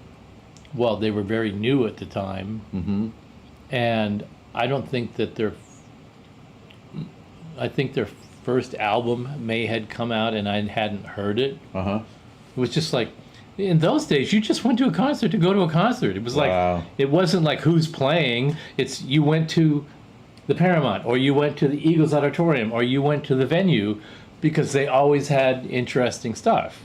So That's what you did. You just went to the show. Yeah, yeah. And sometimes it would be like, it would be below your expectations, or sometimes it would meet your expectations, and sometimes it would bloody exceed your expectations. You never knew. I went and saw Peter Gabriel, the band, the original Genesis. Yeah. I saw Genesis play at the Seattle Center Arena, and it wasn't even an official tour. It was a promotional tour. Huh. So the radio station and promoters were giving out free tickets, and they were playing in all these different cities, handing out comp tickets to get you to come and see this band. Yeah. And that was their way of promoting them. Like the first time they were over here? And a friend of mine said, "Hey, I got these promotional tickets to go see this band. Who is it? Genesis. Never heard of them. What is it like? I don't know, but here's a picture." And the guy with the flower on the head. Yeah. And I went, flower on his head. Okay. Peter Gabriel was a walking acid trip back then. Yeah, man. it's just like the promo shot gave you no clue. You're like, what in the... This could be anything. And that's why we went. It could be anything. Let's go find out.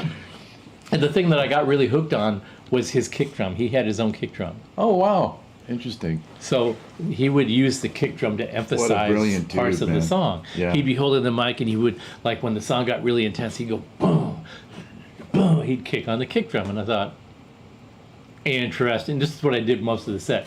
Interesting. Interesting.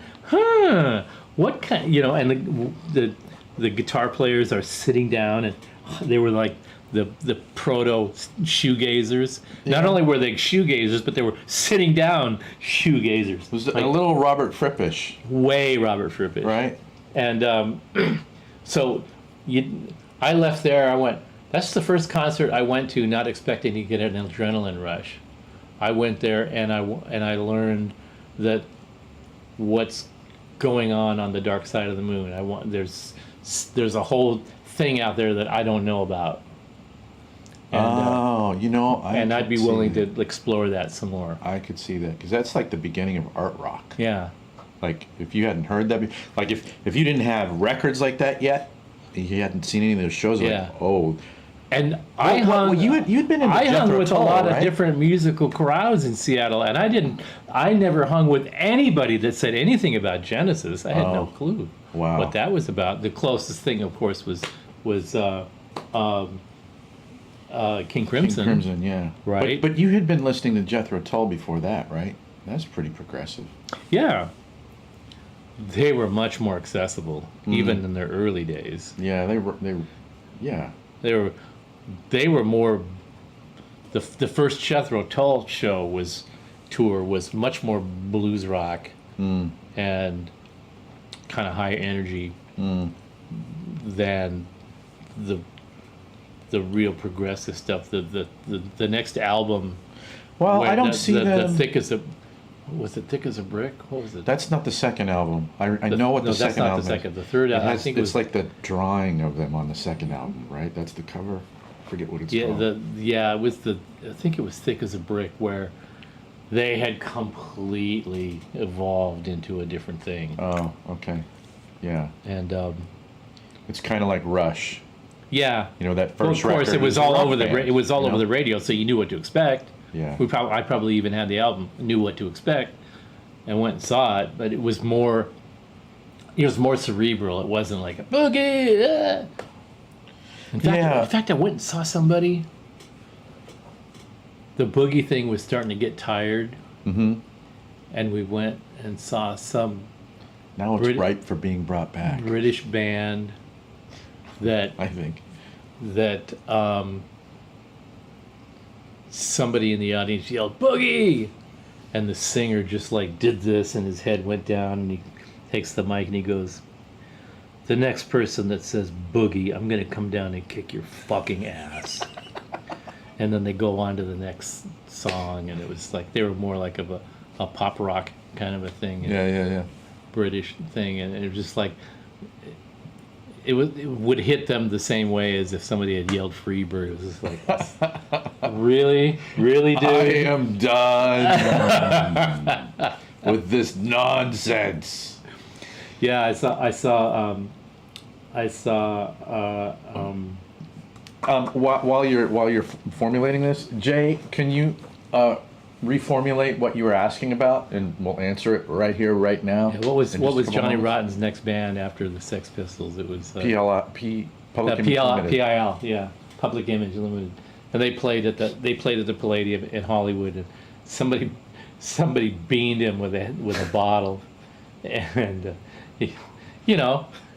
it wasn't because they hated him. It's just, well, hey, you're the punk rock guy. We throw bottles at you. And I'm like, no. That was the Sex Pistols. This is not the Sex Pistols anymore. Oh. I'm a professional now. We don't throw bottles. Yeah. It was almost Monty Python in the silliness of it. He was just like, the next bottle that comes at my head, we're out of here. And like on cue, like 5 bottles. Oh, yeah. And it wasn't that they were trying to get rid of him. It's just he said bottle. Okay, now it's time to throw the bottle. Well, it's also malcontent behavior. Like, if you want... It's like being in church. Okay, you stand up, you sit down, you fold the thing down, and then you kneel, and then you stand up again. And he said stand up, so we stood up. He said bottle, so that meant it's time to throw the bottle. It's also like... It's all automatic reflex by You're not going to tell me what to do. Every single time you see that from an artist who's like, the next time somebody throws something at me, we're out of here. Boom. There's that, that Nickelback. Like it's a dare. It's a dare. I saw. Let's see if he's who serious. What happened to you this week? Was it Travis Scott? I saw somebody.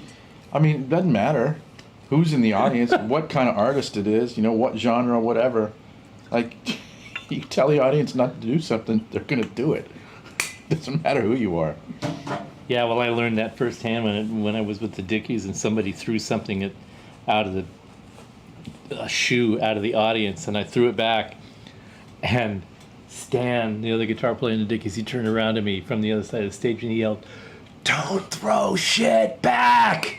And It's coming back 10 times as hard. Not only did he not complete that sentence, like while he's yelling, "Don't throw shit," that shoe came back like with just accelerated velocity and just bounced right off his hand as he's starting to play the solo for the song, and like just nailed his hand. And he was just like, "Don't throw shit back!" And he was writhing in pain, and I had to finish the solo because what's funny he's is going like this. He paid for your indiscretion. Yeah. And I couldn't have been happier about it. It was like, you deserved it because you fucked up sound check, asshole. That's not vindictive, is it? And where's my money? Is that not? That's not vindictive. And where's my money? It's just he had it coming. Yeah. So how we doing? Did you find questions? Oh, we got plenty of questions. Jay popped this thing up here, and I wanted to know exactly what he was asking so All right. we could answer it, but All right. Well, what is it? I don't know yet. He's saying that he asked a question. I asked about amp selectors and switchers and never heard Steve answer. So I was saying, All right. Jay, if you could kindly rephrase what you wanted to know, we'll answer it right here and right now And for did you do that? No, not yet. All right. Well, I can tell you, maybe while you're reformulating your question, let's just start in on it. Because this is a little bit of a bone of contention with me, too. Because there's a lot of amp switching products out there that I find woefully inadequate to the task. And some of them get rave reviews. And yet, here I am going, you know, what's missing? And usually when I do that, then somebody's going to go, well, make a better one, dude. I'm like, yeah, I know, put up or shut up.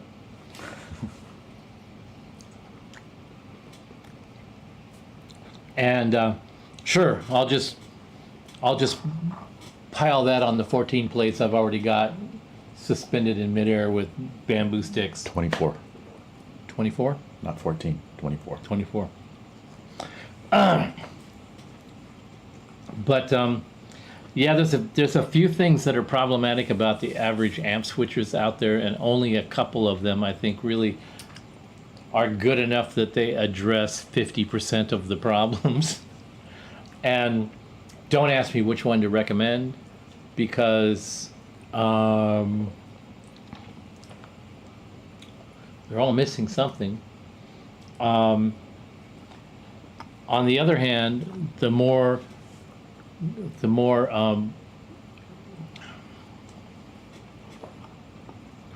effective, the more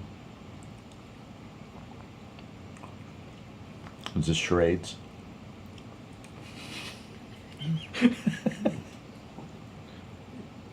the word is not effective, the more comprehensive they are at solving the problems that the end user expects them to solve, the more expensive they get. And this is one of the problems, is I think when you say amp switcher, a lot of people have a slightly different idea of what that means or what problem they have to solve.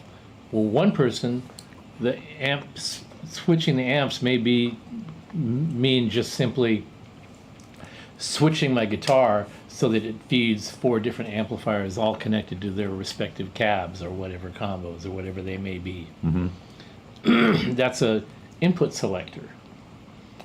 An amp switcher, does it switch one amp out to multiple speakers? Does it switch multiple amps to one speaker? Does it switch multiple amps to multiple speakers? And the problem is that all these sort of grocery lists of what people think they should be, they all sort of get glommed into the same category, amp switcher. So there's a linguistic component to that, which is what we run into a lot when a product category is incomplete and doesn't really address all the things that they needed to address. And of course, if you make it really comprehensive so that it meets all of those things, it's probably more overkill for some of the people that want something more simple. So my approach to that is generally to put myself in the player's shoes and try to figure out what is the key element out there that's really missing that this subset of guitar players are asking for, because there are head switch out. There's the radial tone bone, and there's the this and then that, and there's the KHE in it, and there's the amp switcher, and they all do slightly different things in slightly different ways. Right. Some of them have midis, Right. some don't. Right. Some of them switch multiple heads and cabs. Some do just one head and multiple cabs, one cab and multiple heads, and some just switch inputs. So when I see a category like that that's sort of not really clearly defined as to its various sectors, I tend to go and look at, well, what's still missing? Why are people still asking if we can recommend a product when those products are already out there? Yeah. And right. and the answer is because there's some key aspect of it that's missing that nobody's thought of or haven't figured out the solution for.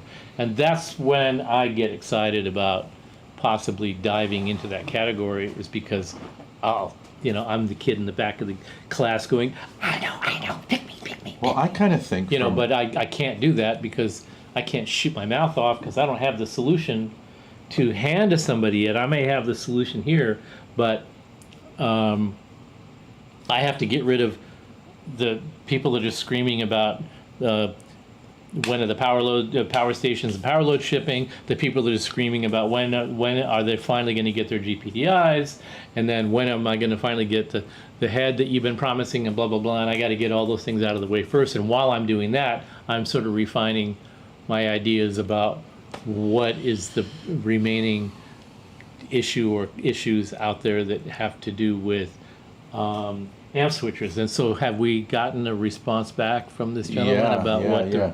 But I was going to say that if I'm in your shoes, and I'm going to say this because I feel like you've done it with the power station, arguably, I would be thinking, all right, if I'm going to attack something like amp switchers, head switchers, or whatever, I would like, when this thing releases, to be the product that could become like the Xerox machine of that particular job, in the sense that it becomes the ubiquitous answer where people don't go, yeah, can I get an amp switcher? They go, no, can I get a power station? Whatever it would be called. The clean amp, that's just Xerox, the one that you get, Yeah, and really, yeah.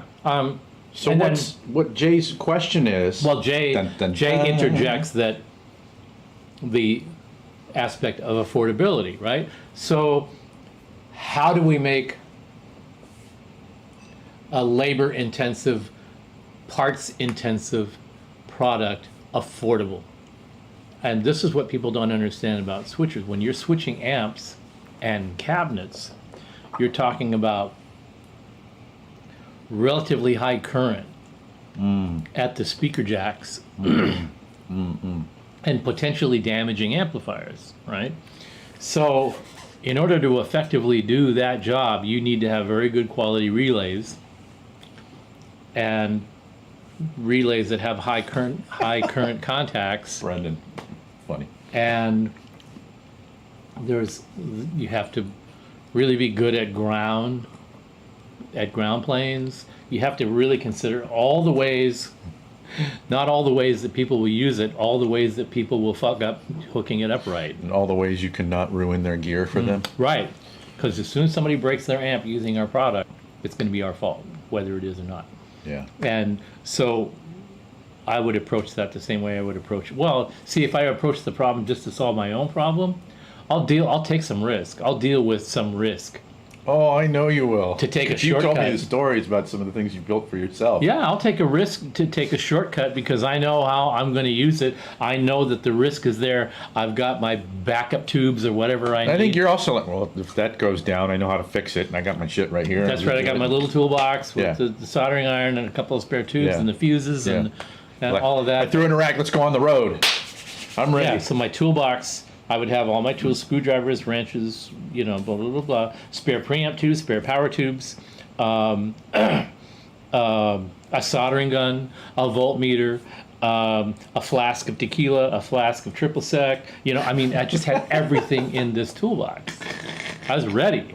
Dude, you were ready. I was ready. You were ready. So when I would make something for myself, I would know that I was.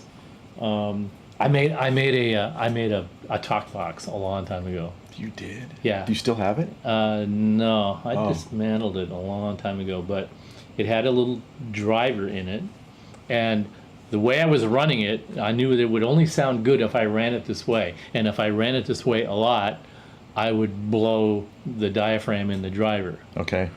So I was using a university driver, and so I used that driver, and then I went to the electronics supplier that sold university drivers, and I ordered 4 extra diaphragms because they were really easy to replace. 4 screws off the interesting. top, take it off, drop the diaphragm assembly in there, screw it in, connect the 2 wires, and then bolt it back together. I could do that in between breaks.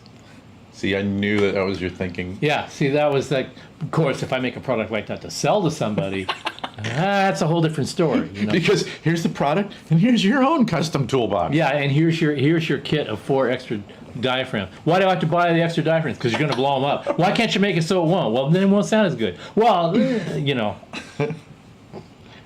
See, with new designs, the key thing that I do, I do this with you, I do it with everybody that's in the team at the company.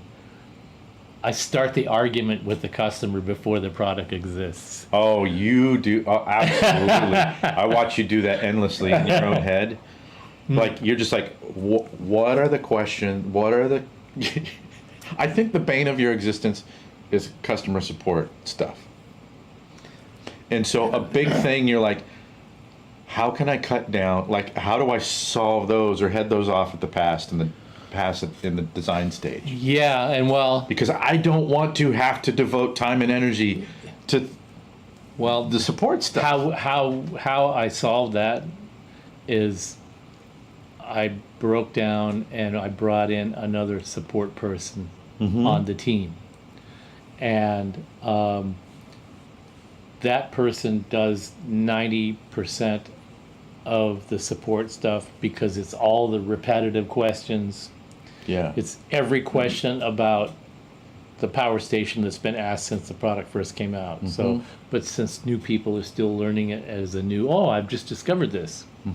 Blows my mind, but I'm learning something about the market out there, that there's lots and lots and lots of people out there that can use the power station that have never heard of it or never seen it. So as soon as they become aware of it, we get that same question over again. Hey, what if I blah, blah, blah, blah, blah. So we're managing that by having brought in another person to help manage that. And so that reduced the amount of new, fresh, strange, from out of left field questions about a product that actually go, oh, that's an interesting problem you brought up. So I only get involved now with customer support when it turns into a logjam over something really legit. Otherwise, it's just the tech support team handles it, and if they're not sure they got it quite right, I get an email from the tech support department. What do you think about this? And they send me a draft, and I go, yeah, that looks good. Or I would say it this way instead of that way, and then off it goes. And that's taken so much off of my shoulders. It's great. But yes, But you still are always trying to streamline that process. You're still trying to solve it. I always try to streamline the process by eliminating the the problems that I anticipate the customer having in advance. And you do that through these kind of imagined. There's a certain point where, okay, this product is going to start getting really expensive if I have to make a big head. Mm-hmm. And I have to build a funnel inside the head shell with a tube that goes out of the back. So when they pour their drink into the top of the head shell, it goes out the back. It doesn't go into the tubes. Do you want that feature in the amp? You need it. I know you need it because you do it all the time. But should we build it into the amp for the one guy out of 100 that needs it all the time, and that everybody else should have to pay for a funnel system in the back of their amp so that they don't keep pouring their drinks because the lead singer keeps putting a bottle of Jack Daniels upside down on top of the guitar player's amp and emptying it all? Do all guitar players that buy our amplifier have to pay for the funnel system? No. Funnel system. Right. But this is, that's a sort of extreme exaggeration, but that's the process. That's the process of trying to figure out what people are going to do. What's the worst somebody's going to do to this, and how do we prevent them from eating it? Putting you on the spot. Have you ever made or thought of making an amp selector switcher? Oh, I think about it all the time. Okay, so that's really, you would like to do that. Well, if you could figure out the Xerox version way to it's a funny thing because it's demand driven. Mm-hmm. And there isn't a ton of demand. There was actually more demand during the shutdown, during COVID. Well, that makes sense. And the demand waxes and wanes. Kind of the man cave paradigm. Yeah. I'm going to buy all the big heads now. People that are doing demos of gear at NAMM shows need them. It's almost like a seasonal thing. I think the reason pumpkin spice latte. The reason they're just like the reason that there wasn't a power station 6 years ago. Same reason there isn't like an all-encompassing amp head cabinet switcher now is because people haven't always understood how extensive the problem that needs to be solved needs to be executed in order to effectively solve that problem. And then it comes down to, is it affordable? Do I need to buy that slick of a product to solve my personal problem? Mm-hmm. And if not, are we designing such a specialized product that we're only going to sell 10? And then if that's the case, then no, because nobody's going to want to spend $5,000 for it. But if it's something that we can execute in the $1,200 to $1,500 range, maybe it's worth a thought, but I've got that person over there that's pounding on that table isn't as loud as these 200 people over here pounding on those 200 tables. Yeah, but you want to do one. Oh, yeah. Well, actually, I'm kind of playing along. I know you want to do one. I went to Mike Soldano's shop in 1988, hoping to God that this SLO amp that I heard about was going to be the thing that saved me from having to design my own amp, and that wasn't it. So that's how I ended up here. That's how the Pitbull started. Yeah. And that's how my friendship with Mike Soldano started. Hey, dude, I understand it's not exactly what you need and what you described. Yeah, nobody makes anything like that right now. And I go, yeah, I know. I was kind of like crestfallen. Yeah, I know.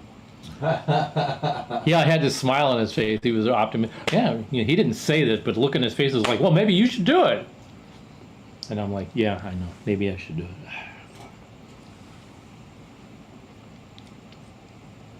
What I wanted to do was make a record. And Mike's telling me, in not as many words, but it looks like you're going to have to, if you want what you want, you're going to have to go do it. And I'm like, yeah, I sort of resigned myself to that fact. What else we got? There's a bunch of. How's everybody doing out there? Yeah, we're already at like 2 hours.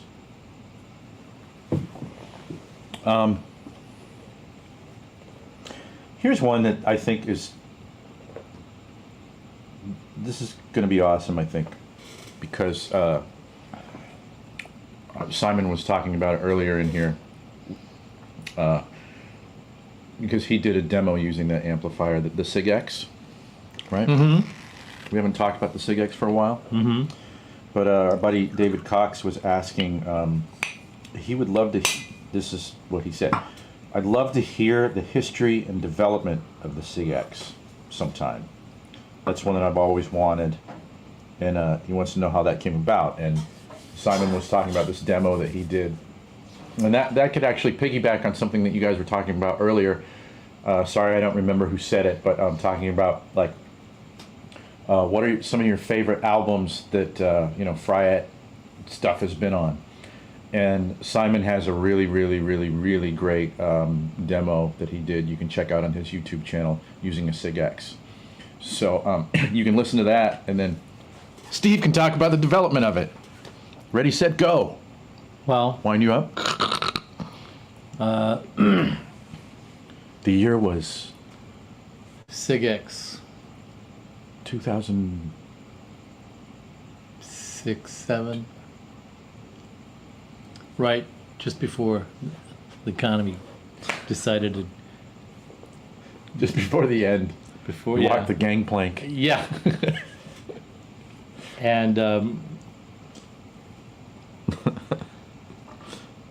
okay, we should have a segment called "New Products That Started with Rants." That's every single one. Oh, no, the Sig X had a special place. Okay. The Deliverance had The Ether's not a rant. The Ether wasn't a start with a rant. rant. The Ether wasn't a. The Ether was a fun experiment, and we'll explain. We'll talk about that sometime. And if anybody wants to hear it now, we'll think about it. But we're getting well along there. But the Sig X started with a rant, and the rant was artist signature amps, and it became a trend It was. in the early to mid 2000s. It was like every Tom, Dick, and Harry wanted. I want a signature amp. Why? You know what a signature amp is? It means that if you put your name on it, it will sell more because your name is on it. But everybody that wanted their name on an amp weren't guys that were going to sell tonnage. That was always a strange thing to me. Yeah. Seeing that. The EVH project was Hartley Peavy recognized that Marshall was not going after Eddie with modern Marshall. They weren't going after him. Fender wasn't going after him. These companies are usually behind the curve pretty far. I mean, look how long it took Marshall to finally do a master volume after 8 Right. gazillion people were Right. putting master volumes Right. on Marshalls. Bigger companies can tend to be behind the curve. Same with car companies, like everybody, like the customizing guys, motorcycles, they come out with these things, and then 5 years later, the manufacturer starts finally doing it. Once the innovators go out there and educate the faithful out there that a thing can be done, and then the manufacturer's watching it to see if it gets any traction, and when it does, they go, okay, these guys did our market research for us, fine, we'll buy in now. Yeah. Right, but they're at a point in the curve of their company's growth that it's a significant investment to take that risk, and if they don't recognize the risk, if they don't understand the reason why you would want the amp to just have shit tons of gain all in the front of the preamp and power amp just stays the same. Why would anybody want that? Yeah. You just get a fuzz pedal to do that. Why would you want to do it inside the amp? It makes it noisy. It makes the preamp tubes less reliable. You have to change them more often. Try to find preamp tubes that don't ring because they're too micro. They see all the downside. They don't see that the guys that really want it couldn't give a rat's ass about that as long as they could get that. That's what they care about, and they'll deal with the fallout. And by the way, the last show, whoever made the comment about the microphone level, I changed the limiter settings. So let us know if you hear the microphone spike, if we get excited and jump into it a little bit.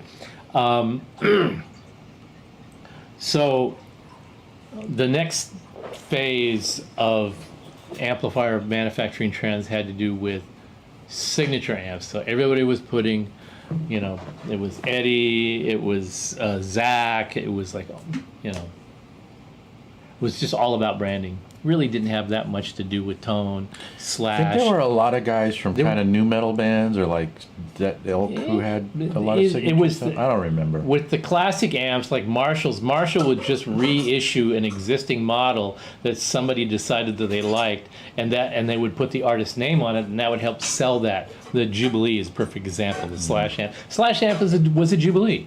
They just reissued the Jubilee with Slash's name on it, and it became, oh, it's the Slash Jubilee. That's a Jubilee with Slash's name on it, and nothing different other than that. It wasn't? I don't think so. It wasn't based on like that mod of the special SIR amp that George used and all that stuff? You know, there's always that. I don't know. I'm just there's always wondering, that scuttlebutt. Are we going to have to talk about this on Half Hour of Half Power? I'm just going to sound like a cranky old bitch, which everybody already knows I am. But at the end of the day, the advent of the Sig X came out of me sitting at a Noah's Bagel with our sales guy, and he had mentioned that one of the artists that we work with wanted a signature amp, and I said, why does he want a signature amp? His signature is probably an X anyway. I was really on a tear. Things we don't say out loud. Oh, looky! What is this? I think that's.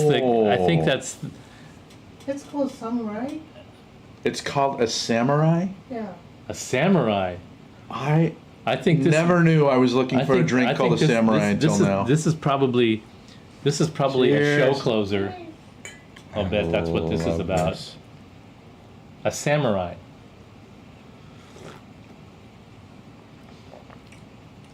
Okay, so this is lime. Huge. Lime and... Yeah, lemon, that's it. Yeah, it's lime and lemon. Lime and lemon? Yeah, that's it. What else? And sake. Oh, it's a sake drink. Okay. Yeah, I didn't want to use expensive. Oh, so you use that one? I use. That's Okay. Sake, lime, and lemon juice. I bet you this would be great with salt on it. Oh. Maybe. Because I can't imagine a drink that wouldn't be better without salt on it. I'm Anyway, so pursing my lips on this one. So I went. So, Thank you. So I went. You know, what would be a great new model to come out with that we could pitch as a unique, an amplifier that you could do your unique thing with. If you think that your playing style is that thing that people will listen to and go, I've never heard somebody play like that before. Then let that player put their signature on the amplifier by playing through it. If you're that special of a guitar player, your signature will be how you sound playing through that amp. And then the Sig X name was a play on the guitar player that's too dumb to sign his own name, so he just signs an X. So if you looked at the bottom of a contract where it says signature and then a line, there's an X. That's the word signature, colon, and then an X where the artist would sign their name. And then I reduced that down to Sig X, and I said, let's just call it a Sig X. You put your signature on it, and then let's just see if you're one of those guys that's just gonna like burn a new hole in everybody's forehead with your playing style, and then by virtue of playing through this amp, that will be your amp. And then if you make a big enough statement, then we'll talk about maybe filling in the X with your real name. But you have to prove that first. Yeah. And that, it had nothing to do with sound. It had everything to do with the presentation of the amp and the challenge. Here's the line right here, right? Yeah. And yeah. So then I took everything that everybody had said about the other amps that they felt like were the deal breakers. Everybody has this thing that's a deal breaker of a new model that comes out. It doesn't have a loop. It doesn't have separate tone controls on the 2 high gain stages. It needs 2 sets of tone controls, can't be shared. It's got 6550s instead of EL34. It's got to have EL34s. I want a tube rectifier. These are what I call heavy. it's heavy. It's wider than my cab. Whatever it is, I have these. We always have this discussion about what are the deal breakers. Yeah, And I've heard that. And then from you the before. discussion becomes, do we need to answer those deal breaker questions? If we feel strongly enough about a design that is going to bring a model into existence, then we'll try to approach it from the deal breaker perspective as much as I deem practical to do that. And but I already know in advance that when people ask for these different things and they say this, I'll buy the amp if it has this, and then you give them the amp that has those things, you're producing an amp for 25 different people. And so it's going to have features on it that 24 people don't want and that 25th person does. Right. But the other 24 people are going to have to pay for the features that they don't want to get the one that Like they the do. beer funnel. Exactly. So that's what gave rise to the Sig X, and that's why it has all the switches and functions. And of course, the people that wanted all the flexibility that they demanded, that they claimed that an amp should be able to have, when you handed it to them, they went fucking cross-eyed. 20 knobs, 22 switches, oh my brain, ah! And yeah, that's what you asked for. Be careful what you ask for, right? That's the. In fact, that would have been a much more effective slogan for the Sig X than what we came up with. And I don't remember what we came up with, but it should have been Sig X. Be careful what you ask for. But we must have did something right. We must have done something right because that was one of our top-selling amps, and that's all why we're going to go back and give it a fresh. A little refurbished, little polish. Yeah, a little polish. Yeah, there's not much that amp needed to be refined, but You're there not was taking much more grain off of the rice on the Sig X. There's not a right. lot Just to do. another 10% of the grain is going to come off of it. Yeah, That's really what it's going to be about. Yeah. It's always going to be. That's one of the only amplifiers that you've done that I haven't played at all. I told you I played the D60. We just did a batch of D60s last week That amp. to ship to dealers, and I hadn't played through a Deliverance for That's my Sig X. 6 right there. months. And I always thought I was a D120 guy, but I spent after the guys did all the QC, finished them all up, and had them all assembled for final playtest. I went back and I played through a D60 for half an hour, and I played every kind of feel and style that I normally play through, and I just wanted to see with the benefit of being disconnected from it for a while, and just how do I feel about it if I was just like green, if I was just coming to it cold. Yeah. And I dialed through a bunch of different things, and I just thought there isn't a thing that I wish this had that it doesn't have, not a single thing. And I was kind of surprised by that. But then I pulled out the Ultra Lead because we've been talking about it, and I started playing through it, and I just went, yeah, but oh, you kid. Ultra Lead has a bunch of features. Not really a bunch of features. It has a couple of features that I would probably not use much. But then I ended up using them when I just went, oh yeah. Oh, that's interesting. I think I go back to the Deliverance. I just feel like You know what I know how I am in front of an audience. Yeah. I'm jittery. Oh. It's like we got a late start on the show today.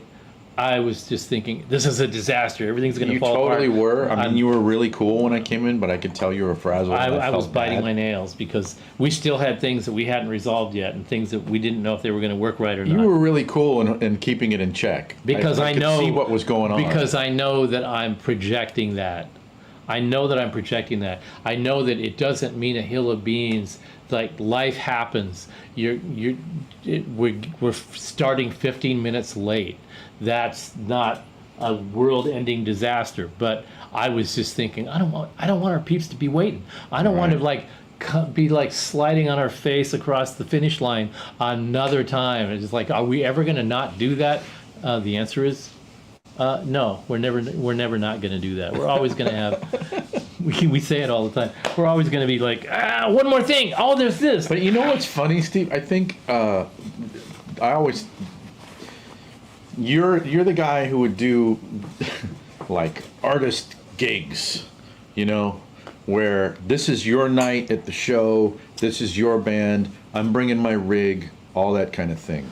And if I didn't do a lot of that. And if I bring too complex of a rig, I screw myself. I'm shooting myself in the foot. But you do because it I'm going well. to get there and I'm going to go, oh, I didn't bring the foot switch, or I really don't need this, or you know what, the D60 would have been the perfect thing. Why did I bring the Sig X? I really don't need the Sig X for this thing. I just screwed up. I wasn't thinking clearly. Well, but for me, I've always been like most of the work that I've done, you know, in like live is been being a sideman.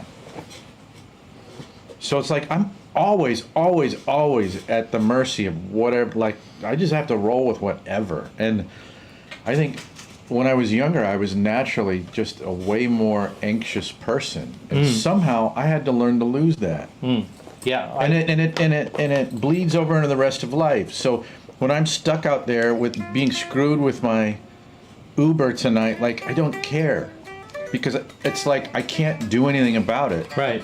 And I'm felt bad because I'm like, I know that kind of thing bugs you, but somehow I think it's almost a defense mechanism. I learned to just have a wall up when shit's going down. It's like, yeah, emotionally I can't go there. And I can't go there. And the one thing I don't want to do is like taint the whole show by like unloading on you when you get here. And I know that that's not productive. Yeah. And so I'm not going to do that. Not only that, I know that I'm being extra anal. And I'm doing the same thing to myself that I do in the dressing room before I go on stage, which is think about all the things that could go wrong and not just let the things that are going to go right and fuck the rest. So I remember the first time I did a gig where I brought a complex rig, and I had What was the main amp? the main amp on it was I think it was the 100 CL you know what it was, a GP3. Oh. It was the GP3 and 2 power and a 252 power amp. It was really a ridiculous rig. It was a ridiculous rig, and it was overkill for what I needed. Where were you playing? Well, it's just some Irish bar down in West Hollywood. Yeah, you know, bringing in a rack and 2 412 cabs, and the sound guy's going, oh, no. And I'm going, hey, cool. You know, I know what I'm doing.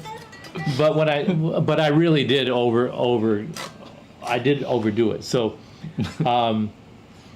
and Page Hamilton was in town, and he came down to one of the gigs that I did, and we had a couple drinks. He goes, your rig was a little dry sounding, and I went, And he's one of those guys, we've known each other long enough that he doesn't have to like sugarcoat anything for me. He was like, yeah, it sounded a little dry. And then the next time that I played live, I brought the D60 and the TC2290 in the loop. You're done. And a 412 cab. Done. And I had one of those Music Man EVH guitars at the time. Oh, so that was my rig. And it was really close to where Page was living at the time. So he happened to be in town, and he came down. And I didn't ask him how it sounded. We were just sitting at the bar, and I ordered a drink, and I said, I felt a little better about the sound tonight than the last time I saw you. And he goes, I wanted to just set fire to your whole fucking rig. And I was just like, whoa, you know. That was a high compliment. He says, the bottom end, man, she's like, I just, you know, I want to tear your head off and like flush it down a toilet. It was really a great compliment. And I sort of learned something from that. I learned something about my playing and how I approach things and simplifying stuff. And But I still, from time to time, I just want to hear that. I want to hear that fucking thing rip, you know. And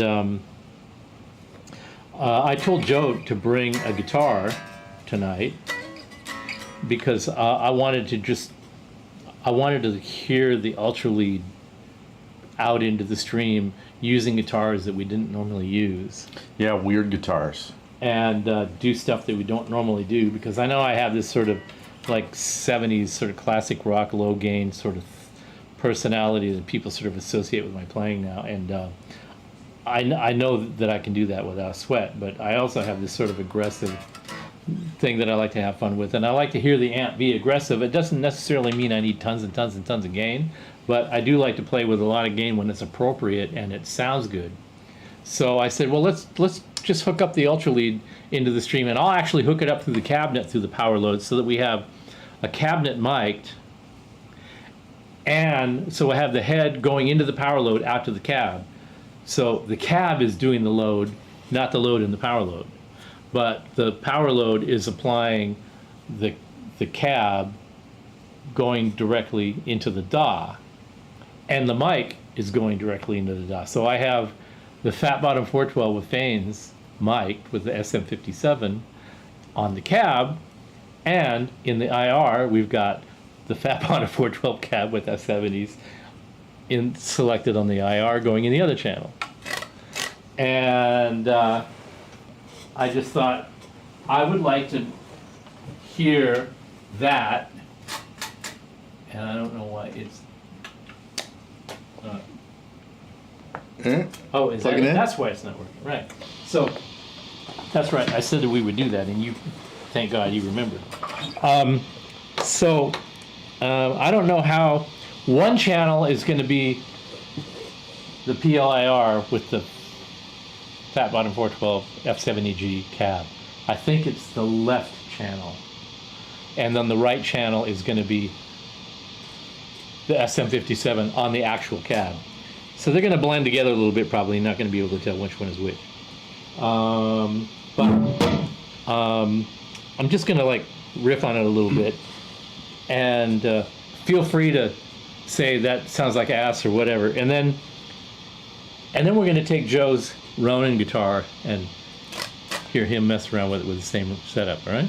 Yeah. All right. What? The only thing that I want to, it's the, Go ahead. the mic. The only thing that I was thinking, and maybe we'll do it on another show, is I wanted to kind of compare the Ronin to like a traditional Strat, because we were kind of talking about, let's bring out some weird guitars that maybe aren't normal, because this Morningstar, it looks like it's a Strat, but it's, Yeah, that's a weird guitar. yeah. And I'm it's a weird actually guitar. interested to check. Yeah, you need to play it I haven't too. played Yeah, that. yeah, we'll talk I about played it David when we play. Torn's, and it didn't sit well with me. But I haven't played that. I have plenty to say about that. All right, Yeah. all right, good. Here, Yeah. all right, here we go.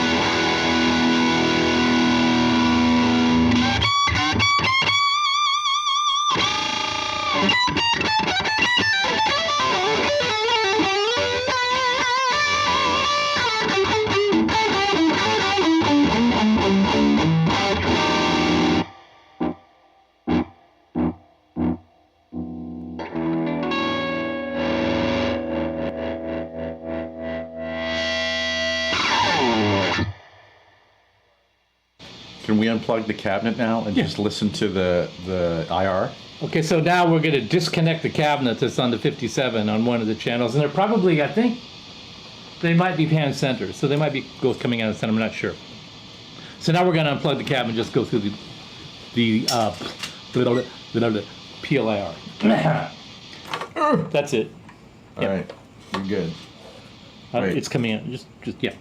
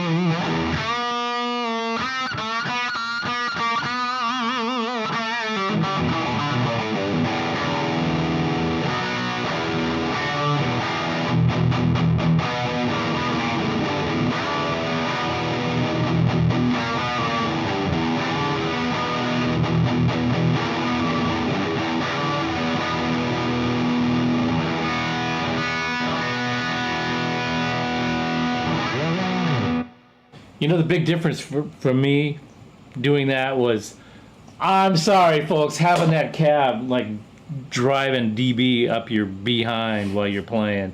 There's just, I'm sorry, nothing can touch that. We've got it coming through the monitor so I can hear it coming through the way you're hearing it through the stream, but it's at a much lower volume. When we're playing in the room here, I switch and we mute the talking mic so you don't hear it, but that cabinet is right behind me and this thing is pounding pretty good. It's not super loud. I got the switch. It's super loud. It's loud enough where I'm going, you know, your neighbors might notice. Yeah, but I actually got it set on half power, which surprise, that's how Paige uses it. He only uses the half power mode. That's the way he's always run it. But that was a blast. That sounded good in here. Yeah. Hopefully, I'm moshing in my living room. Thanks, Jim. That was awesome. So, all right, your turn. Am I playing that guitar, or should I play? You can play this guitar, or you can play yours, and you can do whatever you want. What should we do that's scientific?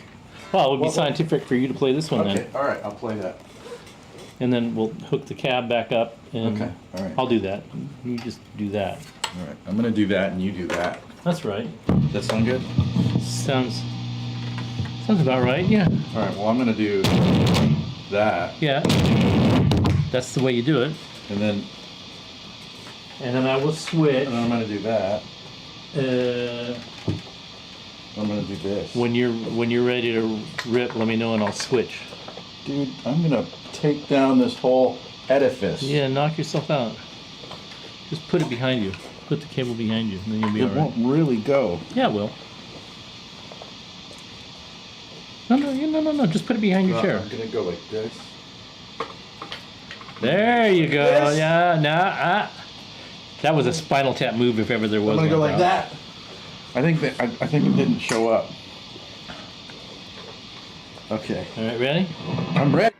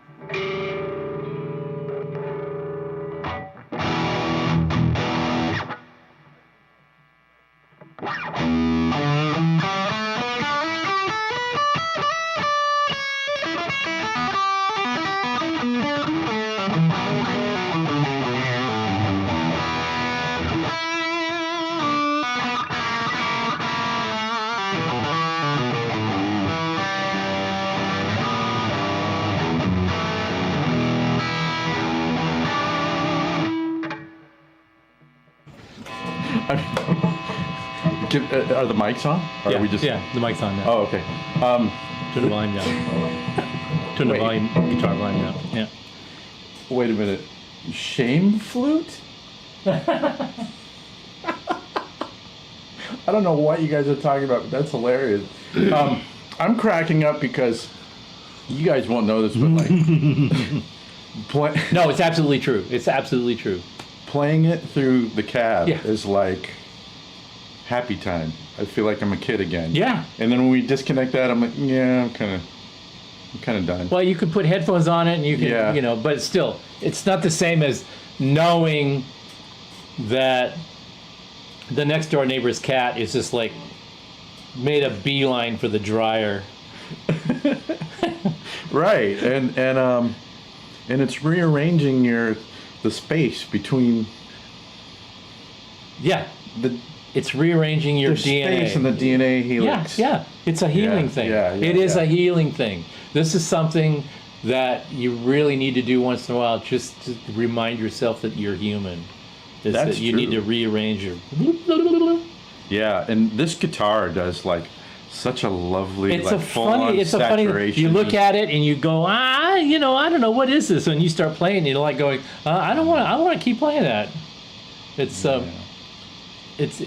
it's a guilty pleasure guitar. You know, it shouldn't sound or feel as good as it does, but it does. We've shown this off before, I think, you know, but it's actually in the spirit of Dave Friedman. It's a Fret King guitar that is no longer in production. Yeah, right. In fact, Fret King is no longer in production. Oh, that's too bad. But it's an all mahogany guitar with a couple of nicely designed pickups, and it just got a great neck and a great fret Like job. real set neck. Like, Yeah, I yeah, think they retail for not that damn much. yeah. They were originally like $1,200 or something. So Okay. Ronan, So, do we mute anything? Or no, should I just make stupid noises. That's what we do here. We don't need no stupid standby switch, Mag. Okay. So now,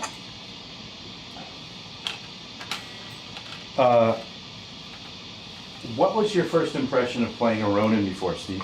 Well, it was, first of all, it was Dave Torrance, and it was set up kind of with very high action Yes. and heavy gauge strings, and we were playing it. I think we were playing it through the ether amp, and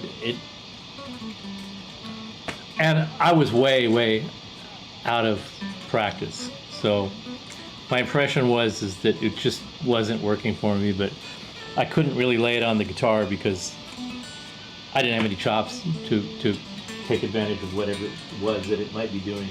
Exactly. Thank you, Sassy Cat. Exactly. Boogie! These are not the easiest guitars to play. Well, we're going to find out. Yeah. So.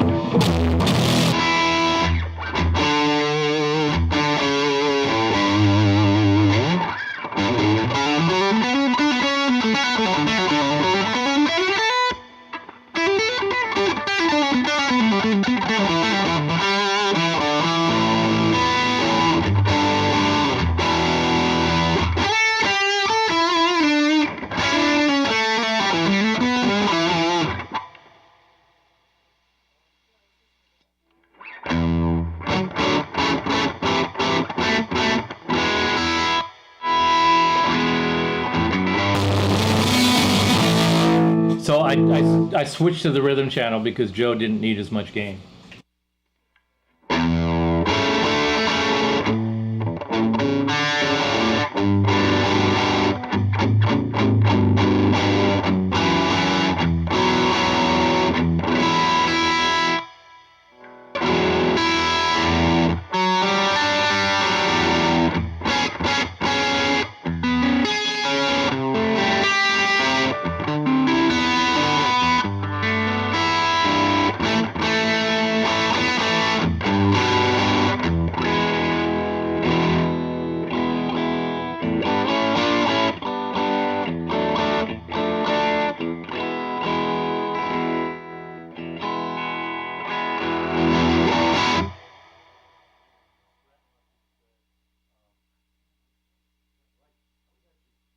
do. Brent, I didn't drink much. Joe says he's trying to shred, but he doesn't think he's up to the It's task of shredding tonight. I just feel. Ugh. Here, no, you play it. We'll pass it back and forth. All right.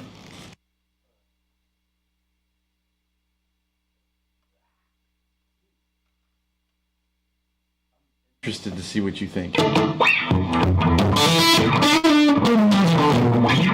This feels better than the one I played before, but I do need the overdrive channel.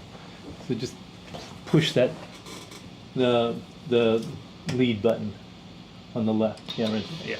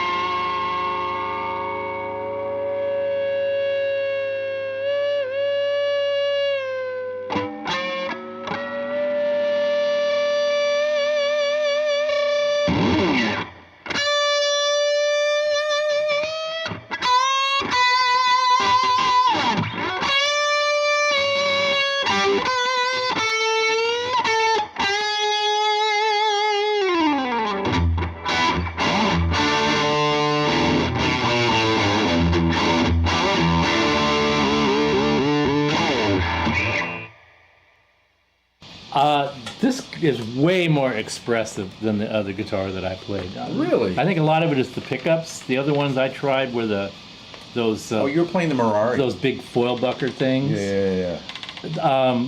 I don't love that through the medium gain, but with the high gain thing, what I love about it is how sensitive it is to the harmonic pickup.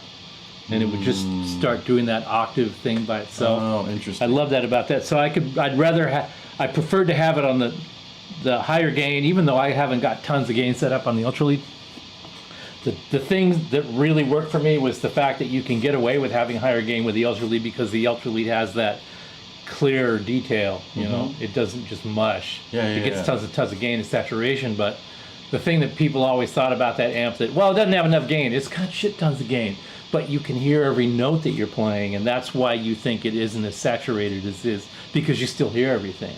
Well, I always think that about every amp that you've done. Well, but that's the conundrum, is that, you know, it's a little dry. No, it's playing everything that you're putting in. Yeah. Yeah, but I don't really want to hear that. Well, then go practice. What am I going to say? But that is the perfect example of having a real high gain rig that will play the subtleties and the harmonics and the dynamic detail that you're playing and react to a pickup like that without sounding just totally like mush. The bottom end detail stays there. Yes. And it makes you want to try different things. I mean, I've never played that Jamie's Crying. I've never even tried playing Jamie's Crying. I just thought, this sounds just like Jamie's Crying. So that's why I wanted to play that, because it sounded like it was going in that direction to me sonically. Yeah.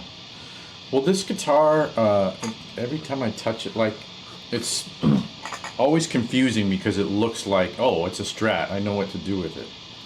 But it's not like, yeah, the 3 pickups, bolt on, all that kind of stuff, but like, I don't know, it's something to do with, well, everything that they did, right? This is like ancient redwood. Yeah, yeah. It doesn't have, it doesn't say Strat to me when I'm playing it. If I'm playing it and I'm not looking at what it looks like, it doesn't make me go into Strat playing territory. You know how when you play a Telecaster, when you play a Les Paul, when you play a Strat, you sort of like gravitate to your totally do stock licks that you play with that type of guitar. That guitar doesn't do that because it's not that. But this, to me, it has a lot more like focused on the fundamental.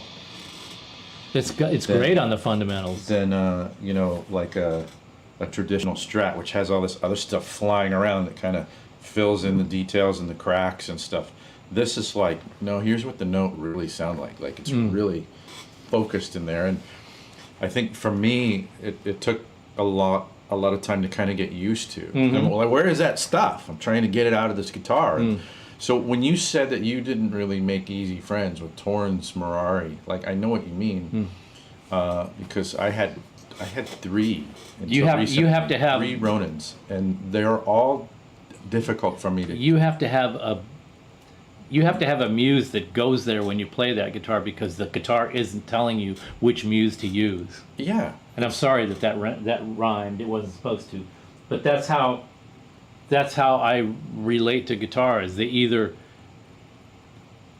bring that familiarity that makes you want to sort of mimic that because of the kind of guitar that it is, or you play something with that and now you're on your own, Jack. You got to like. That's a really, really, really great way of putting it. And the Ronins, every single one I've played, are like, it's just not that shit that you're always going to. This is a Strat, this is a Tele, and I know what to expect. These guitars just don't do that. You really have to go, all right. Which makes it a great The instrument if you're playing whiteboard is original now material. clean again, and I have to start over again. And I'll be honest, that took some doing. For That's me, how I felt playing about these high walls guitars. when I first started playing them. That really makes sense. Yeah. Okay. This does a thing. Yeah, I'm not gonna be able to pulling out the Jimmy Page thing. Ain't gonna fly here. Yeah. So all right. Well, what else can we do? Like, I felt a lot about the Ronins. Like, well, maybe I should get rid of them. Or sometimes I would think, well, maybe I should get rid of everything else and only have these. Because you really are kind of on your own, you know. Tom, I love a guitar that tells you what to play. Well, to me, that's kind of what a Strat does. A Strat or a Tele or a Les Paul. Yeah, it does those things, you know. And that's the exact deal with the Ronins. They don't give that to you. You can't. It's really difficult to find, actually. Yeah, it's kind of daring you to like step up. Yeah. All right, dude. What are you gonna do now? So that's interesting. It's cool that you enjoyed this and found something in there. I mean, there's a lot in here. There Well, I is. feel the same way about, but it's a completely different experience playing the Fret King wherever. Yeah. It's very Gibson-y, you know. It's got that sort of Firebird kind of Les Paul vibe, but it's a slightly different animal. But that is a completely different animal, and I like that a lot. And I would like a completely different animal guitar that forces you to go somewhere. But if it's too far out, then I'm a fish out of water, right? So I kind of go, I don't know what to do with that. Of course, I was that way about a Strat. It took me a long time to figure out what the hell to do with a Strat. That's right. So, oh geez, you're saying a lot of stuff that's interesting to me. I'm going to bring the Ronin back because we've talked about this. We have an episode that we're going to do that I'm calling it Playing Your Personality. And This is kind of a prelude to that. yeah, it really is. I don't know if that's the next show or the show after that, but we'll play a lot, and I think when we're doing that, let's dive into this stuff that we're talking about. Like we'll have examples of that's a Strat. Yeah. You know. And by the way, as uptight as I am about how a wang bar works, I really like that. It took me a while to get used to it because it was too easy. It's like one of the things I like about the vintage trem You is got to fight it. you gotta fight it a little bit. Yeah. But that just sort of Yeah, this thing's bugged. that sort of you know what it did to me? It made me think, oh, you don't have to fight all the time. Yeah, yeah. You know? And maybe that clears the way for some other things to happen if you're not fighting all the time. That was a revelation for me. Probably the biggest revelation of the guitar was the harmonics, and I just encountered a tremolo bar that I have to completely rethink how I approach the bar, and I had not even considered that. I just considered that. Okay, Torn's guitar with the foil bucker pickups. I didn't realize how much different those were. Just by looking at them, you should be saying to yourself, "Those are totally different." But that doesn't always But I sort mean, of translate because everything about the instrument is different. But I'll bring my Mirari too. That has the. Oh, a Mirari! You have a Yeah. Mirari, do you? I do. But Torn's guitar, I think he's dropped to like D standard. Like his whole guitar is a whole step down, and his bridge is pitched up. So that I think when you pull the bar back, I think it goes a step and a half up. His bar, I think, is set up a little stiffer, if I recall correctly, too. Yeah, because this is he's got two springs in the back, which actually I think that's what Torn has too. I think Ronin does it like I the don't remember. That was a long time ago I played Anyway, well, because I played. Did I play the pink one, or maybe I played both of his guitars? I don't remember. But we'll definitely do that, and this guitar will come back. And what pickups are in the Ronin? They are they're Ronins. These are called mini foil buckers.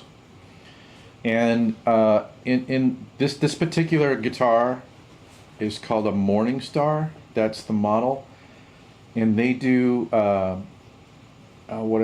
they do like a single coil version of this, and then the hum canceling version, and this is the hum canceling, like more of the mini humbucker kind of thing is what's in this guitar. It's a pretty quiet guitar, and they're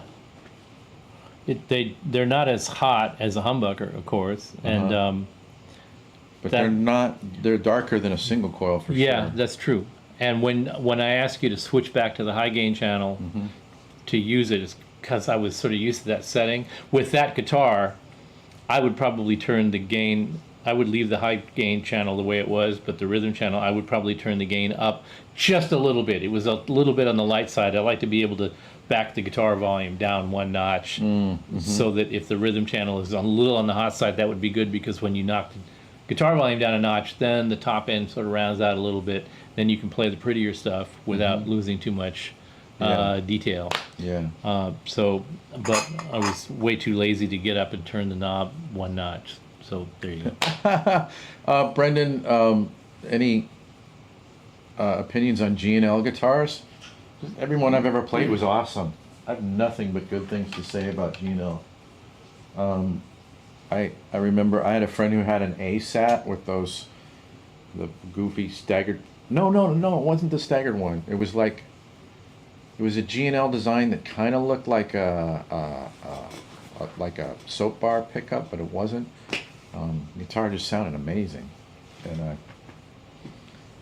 I think that they're built really well. Although I haven't played one that's recent. Yeah, you guys are talking. Who's the bigger gear junkie? Sometimes I think we could just sit here and just watch the chats and watch you guys interact, because that's just as entertaining. You're not really asking us questions or interacting with us. You're just like interacting. Well, we're not interacting either, because we have our heads up our butt. Yeah, it's like, I wonder what the people at that other table over there are like getting into. Looks like they're having a good time. Well, and nothing pleases me more than if we've established a little platform where you guys can interact and say, yeah, ignore those jerk-offs on the screen for a second. I've got something I want to ask this guy. I love that. I think that's what's really cool about our group is the group is a group unto itself. We don't necessarily need to define it. It's just that we provide the playground, and I love that. Yeah, We're rules. we're going to disappear for a few weeks. I'm going to go visit relatives out of town, so I'm going to be gone for a couple weeks. And you've got something. I'm going to Dublin. You're going to Dublin? I'm going to Dublin, man. Really? Yeah. So I'll tell you what the room temperature or cellar temperature Guinness is like. Yeah. I'm excited. You better get some footage that we can play in the show when you get some footage. I'll get some footage, sure. Maybe that can be the first episode of what did you call it? What's Joe doing or yeah. What's Joe up to? That'll be the first episode of What's Joe up to.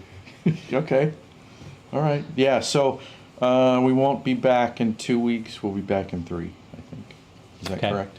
I don't know. All right. I don't know. Yeah. I don't know. Yeah. We'll be back as soon as we figure out what the next food and drink experience is going to be. What if Nico Chan can come up with a new depressed history subject to think of, and if I make any progress on whatever the project that I happen to be working on. Thanks for the great positive comments about the power load. I think the power load is working out really well. I'm really happy with the way it came out. I'm thrilled with the way it came out. You know what's great about when a product works? When you release it, No returns? it disappears. It just disappears. Oh, I know what you mean. And that means You're not hearing people are using them, and they're figuring it out, they're using it, and they're not coming back to us because they can't figure out, they can't use it, they can't understand, or it's convoluted in a way that makes it. The idea was it was supposed to be simple and really useful and utilitarian and all of that. Yeah. But whenever you put enough features on there to try to cover, just like the Sig, to try to cover everybody's demands, you end up making somebody's life miserable because they don't get that. But with a product like the Power Load, the PLIR, the kind of people that are using it want those features and actually use them, multiples of them, use multiple features at one time, because that's the strength of the product, is that it will do all those things simultaneously where others don't. They have those features, but you can only use one and not the other at a time, or something like that. Yeah. So when they go out and you don't hear about them, that means people are busy using them and being productive and playing music and creating shit. And that nothing is a better feeling than that when something like that happens and goes out. So I'm really supercharged about that, and I got more fun stuff to do. Happy with the way things are going. Happy that we can still keep doing the show. It's fun. I want to keep doing it. Joe wants to keep doing it. He says. I'll have to take his word on that. This is my last show. We'll see how he is when he comes back from Dublin. Hey, Jay-Z, Ziegler just stopped by. What's up, brother? Hey, John, how you doing? Joe out shopping for new Jordan 1s. That is right, my man. I have way too many pairs as it is. Yeah, well, is that it? Is that a wrap? I think so. I think so. I actually want to explore another samurai. That was a nice little addition to the repertoire there. Man, I was puckering on that one. Joe, when was the last time I played live? The last time I played live was at the beginning of May. But thank you. I know, like, and that was Sideman stuff. Like, obviously, that's my normal thing, but. I keep threatening to put together a punk rock band and make Joe play in my band. But What would I play? What could I play? you play what you play. Well, like, not guitar, right? Yeah. No, man. Let me play. Can I play bass, like down around my ankles? That's what. Well, you're a good bass player. I like the way you play bass. Thank you. We should have you have a double neck guitar and bass. That's no. That's no. No. That's a no from Joe. I don't want to do that. But no punk rock band has ever done that. Joe playing punk would be fun. But guys, should I play bass? I want to be the bass. Yeah, look. Actually, what's funny is this used to be my bass. Yeah. This was my bass. Yeah, and I modified it. Now it And sucks. why is this strap so high? This is not the punk experience that I need. It needs to be down here. Yeah. Well, we can. Yeah. What do you think? Kinda? Like right about here? If that's what you want to do. And what are we called? The Malcontents? No, I'm not divulging the name yet. I got a name. The assholes? No. Joe plays keyboards in a punk band? I should book a trio at the Potato? Dude, that's a huge compliment. You should actually. You know what? You should. You Thank should. you. Well, You know why you should? Ziegler's the king of the Spud, man. He rules that place. It's a massive compliment to hear that from you.